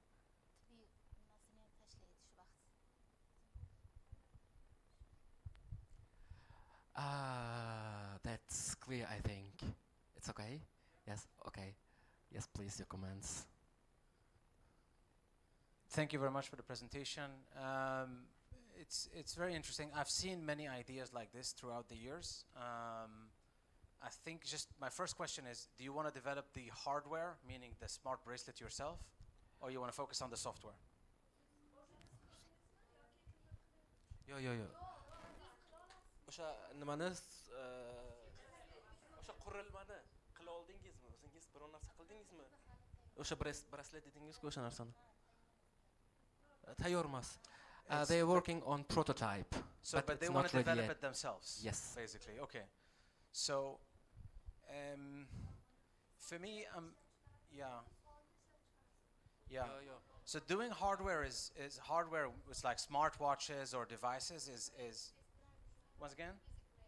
Yeah. So hardware is software is programming. It's things that you see. It's applications or whatever. Hardware is like a smartwatch or smart. I have a smart ring or whatever. It's very difficult industry. There is lots of things that can go wrong in the hardware. I've had very tough experiences in the hardware industry. So if you want to go and focus on hardware, you can do that. But I just know it's a very painful journey. It's very time-consuming, money-consuming, etc. And the technology always changes and evolves and develops, and there's new things that always come. There are some companies, I can give you one example. For example, in Egypt, there is a company called Cardoo, C-A-R-D-O-O. Cardoo is actually not doing the hardware themselves. They are assembling components by manufacturers in China. So for example, the Xiaomi technology. So they take different components from different, because they know Apple Watch, for example, is very expensive to buy in Egypt or in the Arabic countries. So they go and get the components from China, but they say, put my logo on it. And so they make their packaging, their design, etc. And they make their money on the software, the application, the subscription. So I pay a few euros for at least the smart ring. It doesn't work without the subscription. This you buy, it's just the hardware. So my recommendation would be focus on the software if you can. Hardware is, is challenging, at least from my experience. If you have the right team and the right factory contacts, etc., go for it. What else did I want to say? That's basically what I find very challenging. It's hardware, and it's very commoditized. Commoditized means everyone else is doing it. So you will have 100 competitors, and the price levels are very low. So better you become a marketing company and a software company. So you build applications on top. Like we talked about the Telegram bot, you're building on an existing infrastructure. So that's where I would go with this. But it's a noble idea. It helps save lives, etc. For me, it's very challenging to do hardware. Thank you very much. Okay. Xo'p, men qisqa qilib aytsam, bu kishini qiziqqanlari, siz softverni qilyapsizlarmi yoki hardverni nima qilyapsizlar? Bu kishi aytdilarki, biz ustida ishlayapmiz. Men shuni tarjima qilib berdim, keyin bu kishi o'zlarining fikrlarini aytdilar. hardware ya'ni qurilma, har qanaqa qurilma bo'lishidan qat'iy nazar, qo'lidagi Apple Watchga o'xshagan qurilmami yoki umuman uzuk bo'lishi mumkinmi yoki har qanday qanaqadir qiyin holat bo'lgan vaqtda qo'ng'iroq qilish funksiyasini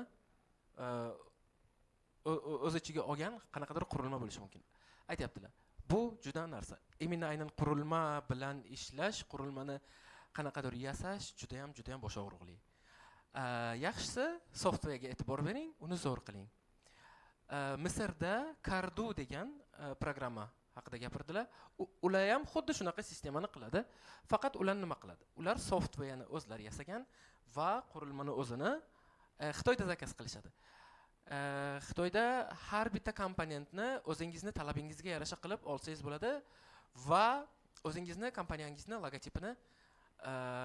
logotipi bilan nima qila olasiz, nima deydi? Produce ishlab chiqarishni iltimos qila olasiz Xitoyda. Buni hozir hamma qilyapti. Masalan, nima deydi? Rossiyada ham yangi Moskvich kitayskiy kuzovlarda chiqyapti, просто ismi Moskvich bo'lib. Bu hozirgi zamonda standartniy praktika katta kompaniyalar uchun. Maslahatlari softverni ustida ko'proq ishlang. U qurilmani bosh og'ritmasangiz ham bo'ladi. Shu. Xo'p, keyingi bo'lmasa oxirgi nimaga o'tamiz? Let us move to the last presentation, okay? Yes. Paybro. Faqat o'qimasdan chiroyli qilib iltimos ishlaydi.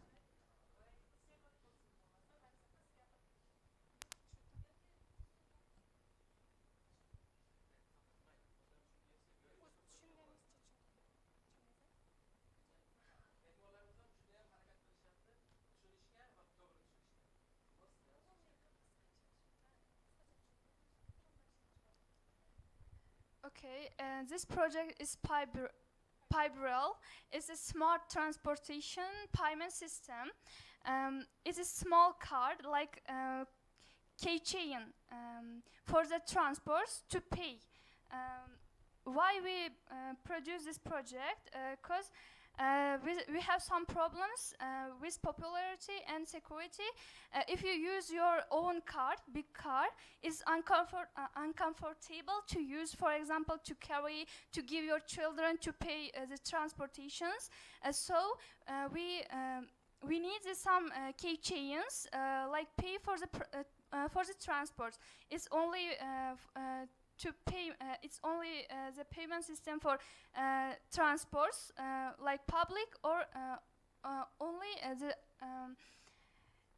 buses, maybe for example for buses, trains, extra.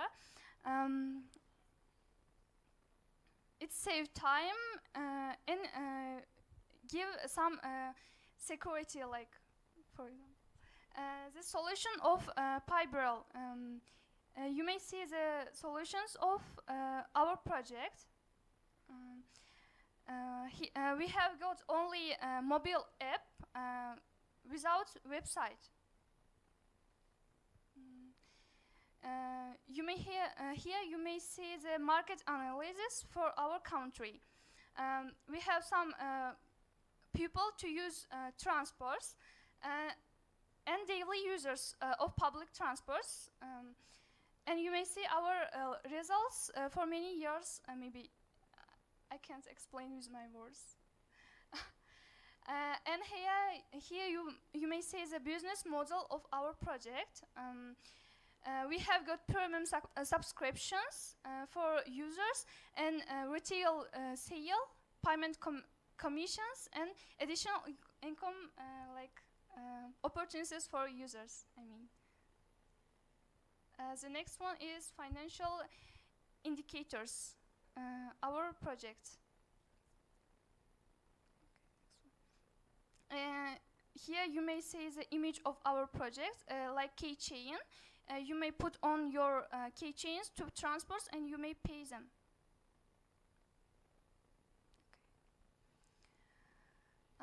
Bu yerda plan and stages for 12 months. Founder is Nafisa Mirzayeva, and this project director is Husan Saidazimov. And we have our own team. Thank you.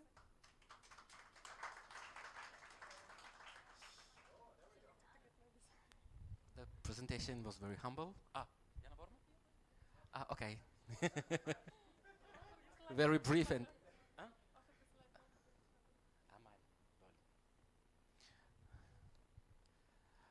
Okay. Can we move to comments? Yeah. So I'm first wondering that Hussan and Nafisa are doing. How many companies are you guys doing? You're doing two? Okay. I thought if we stay more, you will have two more. No, I'm joking. So this is the ask slide we see here. I don't see the valuation though, but or what's the percentage that one would offer. But this is actually something that I've also looked at in the past. There's a couple of companies that do this already. For example, there's a couple of those that have partnered up with MasterCard. Fidesmo is one that I know top of mind. So they do wearables, which is like keychains. You can put your name, your family's name, etc. You can pay with it. You can use it for transportation, etc. It uses either the NFC, the near-field technology, or you have RFID. These are usually the two technologies that you have in those cards. Usually. It depends a little bit on the market, so I don't know the Uzbek market very much. If people are really, if this problem, so I don't know if this is a validated issue, if people are struggling with having their card. I do have a chip in my body, I'm not joking, so I do have an NFC chip, so if you scan it, you will open my LinkedIn. I did this 10 years ago, so I could program it to open up. I don't think people are very open to putting technical chips in their bodies, but the idea is cool, but it's only if you can demonstrate that this is a real problem, one. Two, people are willing to pay for this. The cool thing about this is that you can personalize it. So this is the element. Usually most of them who do it, they don't do the printing or the personalization. They do it like it's very branded by them. I can show you a couple of those examples later. But commercial traction is where those companies have struggled. So they do big press releases. They collaborate with Visa or MasterCard or with, in Stockholm, we have the local transportation. But it becomes great press releases. It actually never translates into making money, although it's a very digitized societies. So the financial component is where if you can find with your family and friends, if you can generate some traction that this is actually, people are willing to do it, or you open up like a prepayment or pre-ordering, be one of the first, or this could be a Kickstarter project. I don't know if you have Kickstarter in Uzbekistan, but like do crowdfunding. So you don't have to give equity of your company. If people really believe in your idea, they will buy one. And if you have 100 or 1,000 people buying your product, you have your company and you don't need money from other people, you fully control it yourself. I don't think this is, for example, for someone like me, it's not investable. But if there is actually a market demand for this, you should definitely do a crowdfunding or crowdsourcing campaign for something like this. Because then you have the traction, you have the market validation, you have the finances to do the manufacturing, and you can take it from there. Thank you very much. And now, a brief Uzbek version. Aytyaptilarki, bu narsa NFC texnologiya уже ishlaydi juda ham ko'p joylarda. Masalan, o'zimiz bilgan MasterCard ham xuddi shunaqa narsalarni qiladi. Ideya yaxshi, faqat nima uchun? Faqat market agar shuni talab qilsa.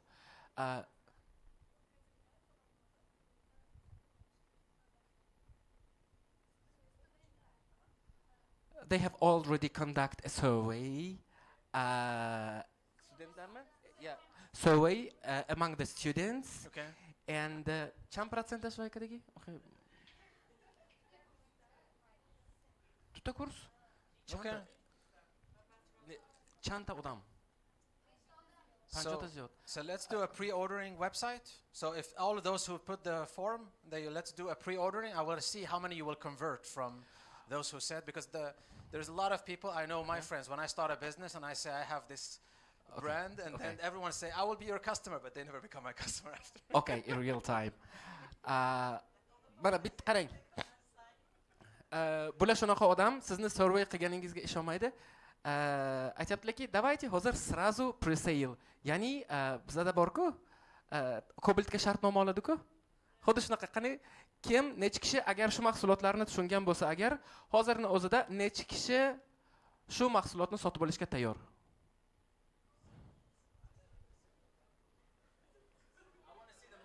Yeah. A very humble percentage. Yana bir marta ko'taring, ko'rmayapmiz prosta. Bir marta ko'taring-da. Okay. Half of us. Yes, a half of audience is ready to buy this project. But this is good news. Now I'm interested. Now I changed my mind. If we have, so let's do this. Let's open a pre-order page. Let people pay with card, and let us see. We will do delivery in 3 to 6 months, whatever the manufacturing time it will take.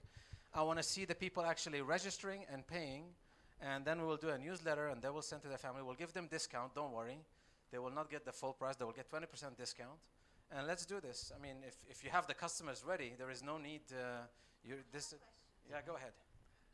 But maybe I didn't understand everything. So I think the idea is great, and it says. I saw there was 85% of people pay cash, the transportation, that's correct? Do they pay 85% cash to transportation because the transportation only accept cash or not? Because if they come with that, will the people, when they're going to be paying the bus, will the bus have the technology to read and charge the thing? Do they already have it, or do you still have to install it in the buses?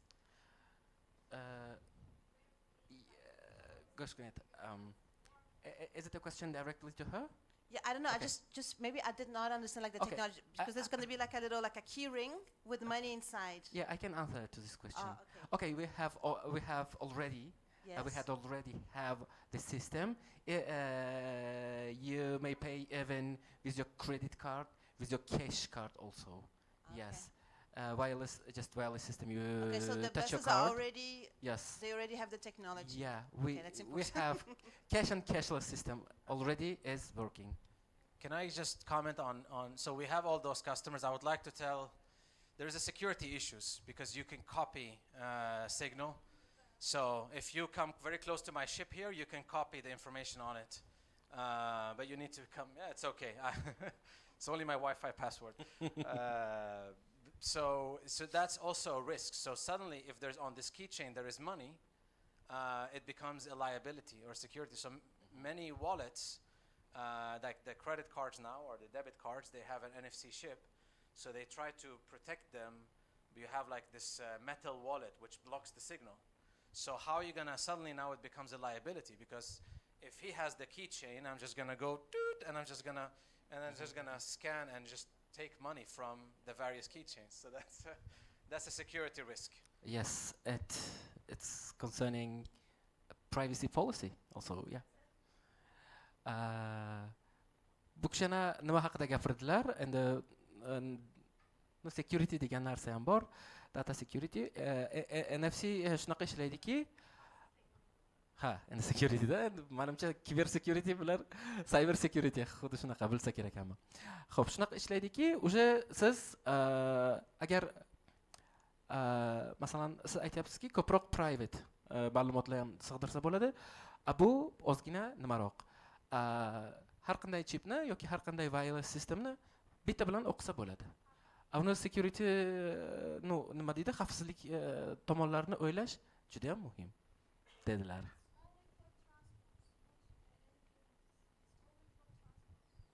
Xuddi shu narsani aytyaptilar. Mana oldimga keladilar, masalan, mana qo'limda, masalan, mana bu yerda turgan bo'lsak, bunday qilib, xuddi personal informationni o'qiganday, u personal information bilan pulingizni summasi borligi bir xil ma'lumot. Shunaqami? So is there going to be a value tied to like what's in? Is there going to be a financial value, like there is money on it, or is it just allows you? It says, yeah, you can go, you cannot go. You have a card. Ichida masalan nima deydi, depozitga o'xshagan pul ham saqlaysizmi yo faqat pas uchunmi? Masalan, tegizdingiz, o'tasiz, they said that there, yes, for going through, just pass. Just pass. Okay, then the security issue is Is yeah, then it's not okay. important? It's not an issue then with the security because you can encrypt. It's just going to be a hashed, just ID, just lots of numbers, and you will not know who the person is. Okay. So it's fine. And if you lose it, you can probably go on some website and you can order a new one. Okay. So then it's viable from a security perspective. Okay, thank you. Agar bu faqat pas uchun masalan, hech qanaqa shaxsiy ma'lumot o'z ichiga olmasa, pulni o'z ichiga olmasa agar prosta pas uchun xavfsiz va securityga uncha bosh og'ritmasa ham bo'ladi. Chunki hammada unique ID bo'ladi, masalan sonlardan iborat. Ma'lumot faqat ID, tamom, bo'ldi. Uncha muhim masala emas degan fikrda. Savollar bormi? This could also be an opportunity to work and partner with the government on this, because the government would probably be quite interested in understanding who's going where, how are they using public transport. So I'm assuming public transport is owned by the government here. Yeah. And they could be also interested then in funding, in supporting the funding of this, because they can get information from it, they can understand. They can rework traffic management based on this. They can rework the load of, how are they going to understand where do we need more buses, where do we need less buses. So there is also an avenue where you could move into GovTech to a certain extent and start trying to see how you can partner with the government on this. Thank you, Sarah. You just gave a good idea. Yeah. Tushundingizmi menimcha? Juda ham yaxshi bo'ladi agar hukumat bilan, davlat bilan shu masalada aloqalarni o'rnatsangiz. Masalan, juda ham ko'p O'zbekistonda hali barcha transport, avtobus bo'ladimi, poyezd bo'ladimi, barcha transport davlat tomonidan boshqariladi. Menimcha hali xususiy korxonalar yo'q. Agar shu proyektni davlatga o'tkazsangiz, ular ko'proq proyektingiz tezroq bitishi mumkin va finans tezroq bo'lishi mumkin degan fikrda. Katta rahmat.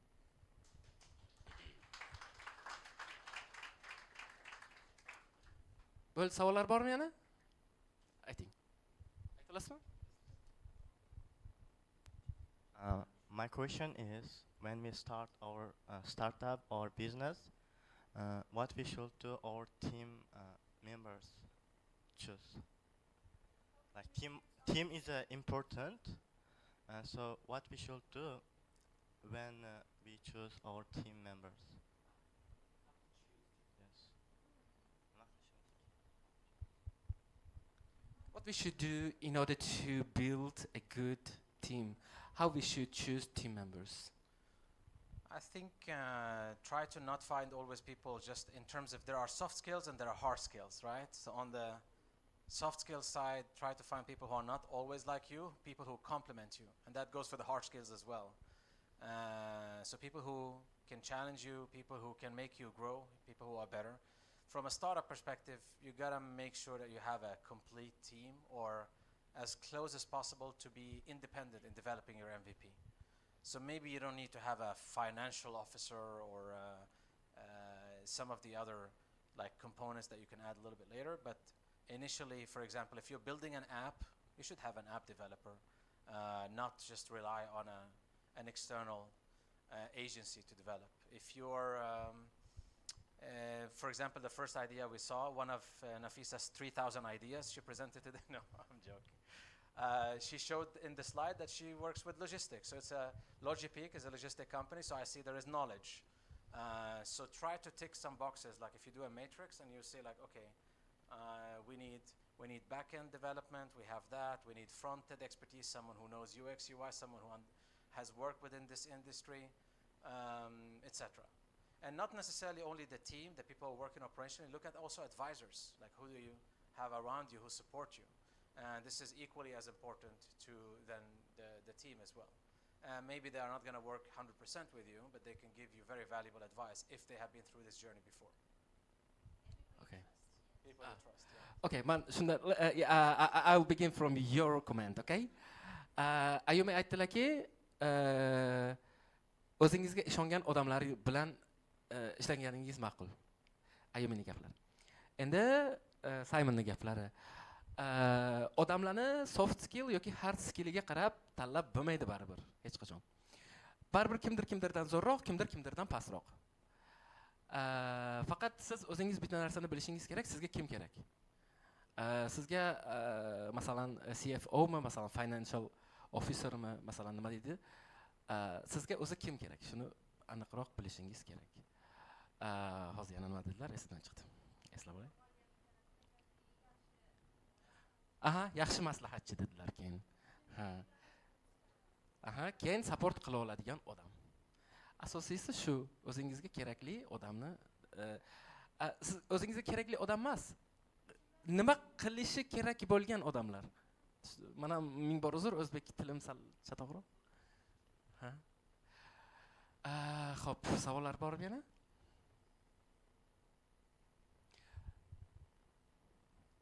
Ziyoda.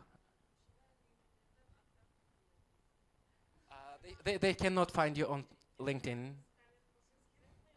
It's okay. I'll put it up. But I have. You can come and scan it on my device, and you can say hi to me. Okay, let's do it after the exactly. event. Okay. Yes, I will announce this now. Tugagandan keyin kelib scan qilib, tadbirimiz tugagandan keyin scan qilib Telegramlarni, LinkedInlarni. Otherwise, just search for the last name. You will find it for sure. Yoki just the last name. Just search for the last name. Yoki familiyalarni o'zidan qidirib ko'ring qani, balki topa olarsiz. Shu kishiga o'xshagan odamni. Yeah. I don't look this good in reality, I know. No, you look even enough businessman. Yeah. Okay. Savollar bormi? Bo'lmasa keyingi nimaga o'taveramizmi? Savol bormi? Yeah. He has just found you. Xo'p. Savollar yo'q, ha? Menimcha hammaga yoqdi deb o'ylayman, chunki bunaqa tadbir, bunaqa odamlar bilan kamdan kam bo'ladi, desam ham bo'ladi. Bu uchun maktabimiz direktori Zarina Luqmanovaga juda ham katta sizlarning nomingizdan rahmat aytaman, chunki taklif qilishda albatta u kishining mehnatlari katta. Ming bor uzr so'rayman, men hozir faqat to'g'ri gapiryapman deb ishonaman.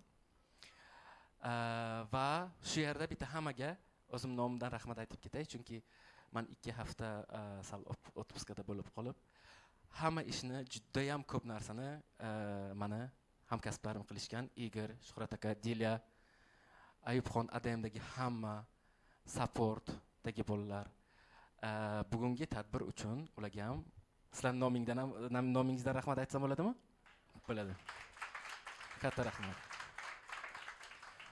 Xo'p. Okay, da.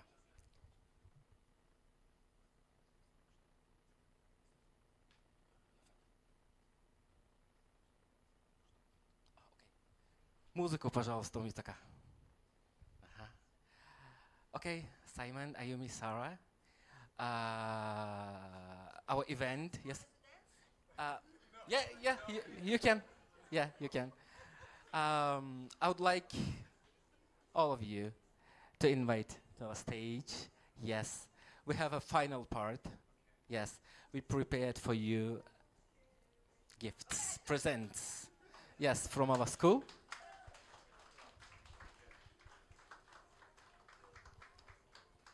Yes, please.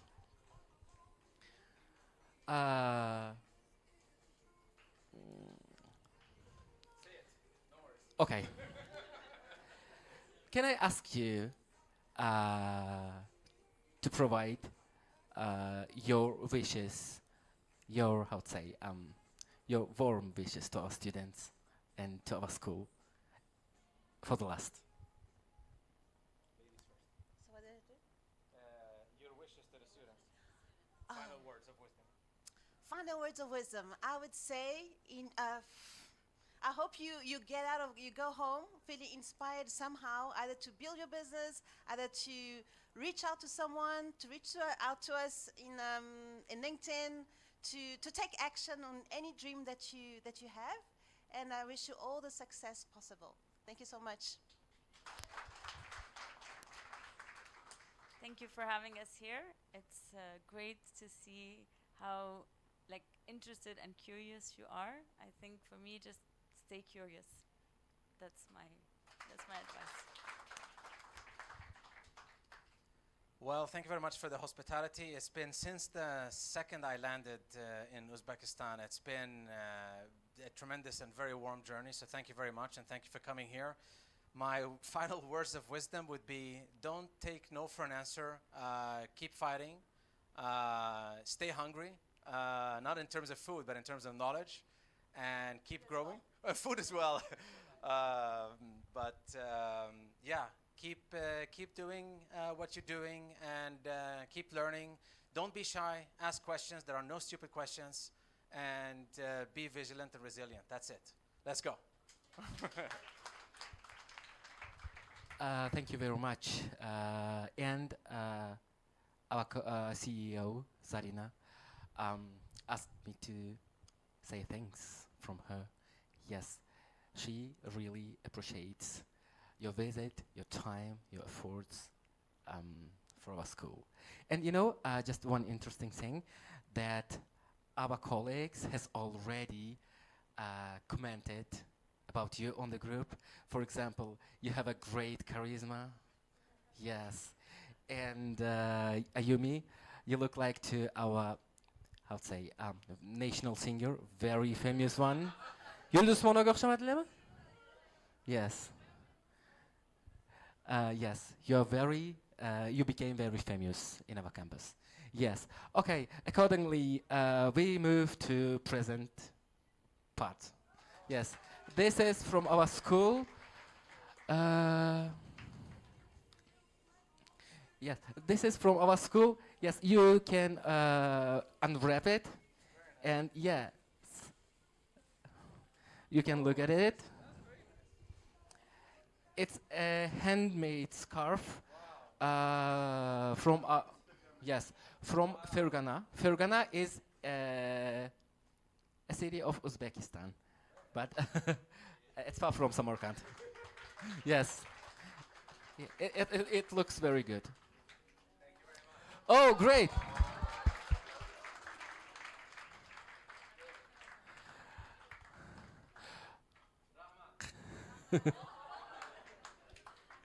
Balarok iltimos bir marta.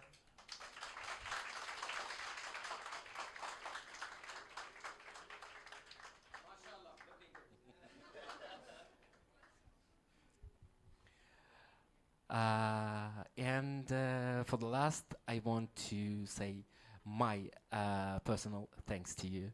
Thank you very much for your visit to our school, and it's really great to be here with you.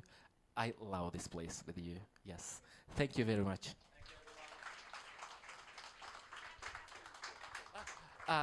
Yes, can we take a photo with you? Yes, and you don't. Memorial.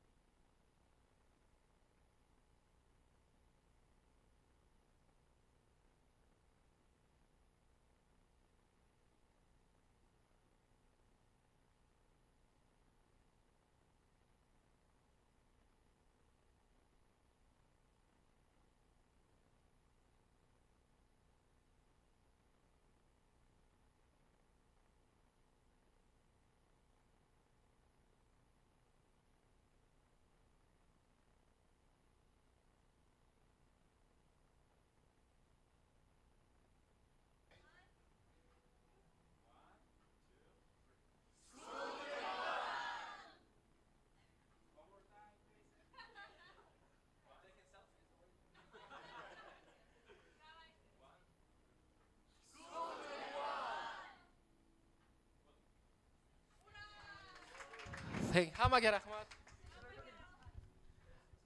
Hammaga rahmat. Yakshanba bo'lganiga qaramasdan uzoqdan kelganlar ham bor menimcha.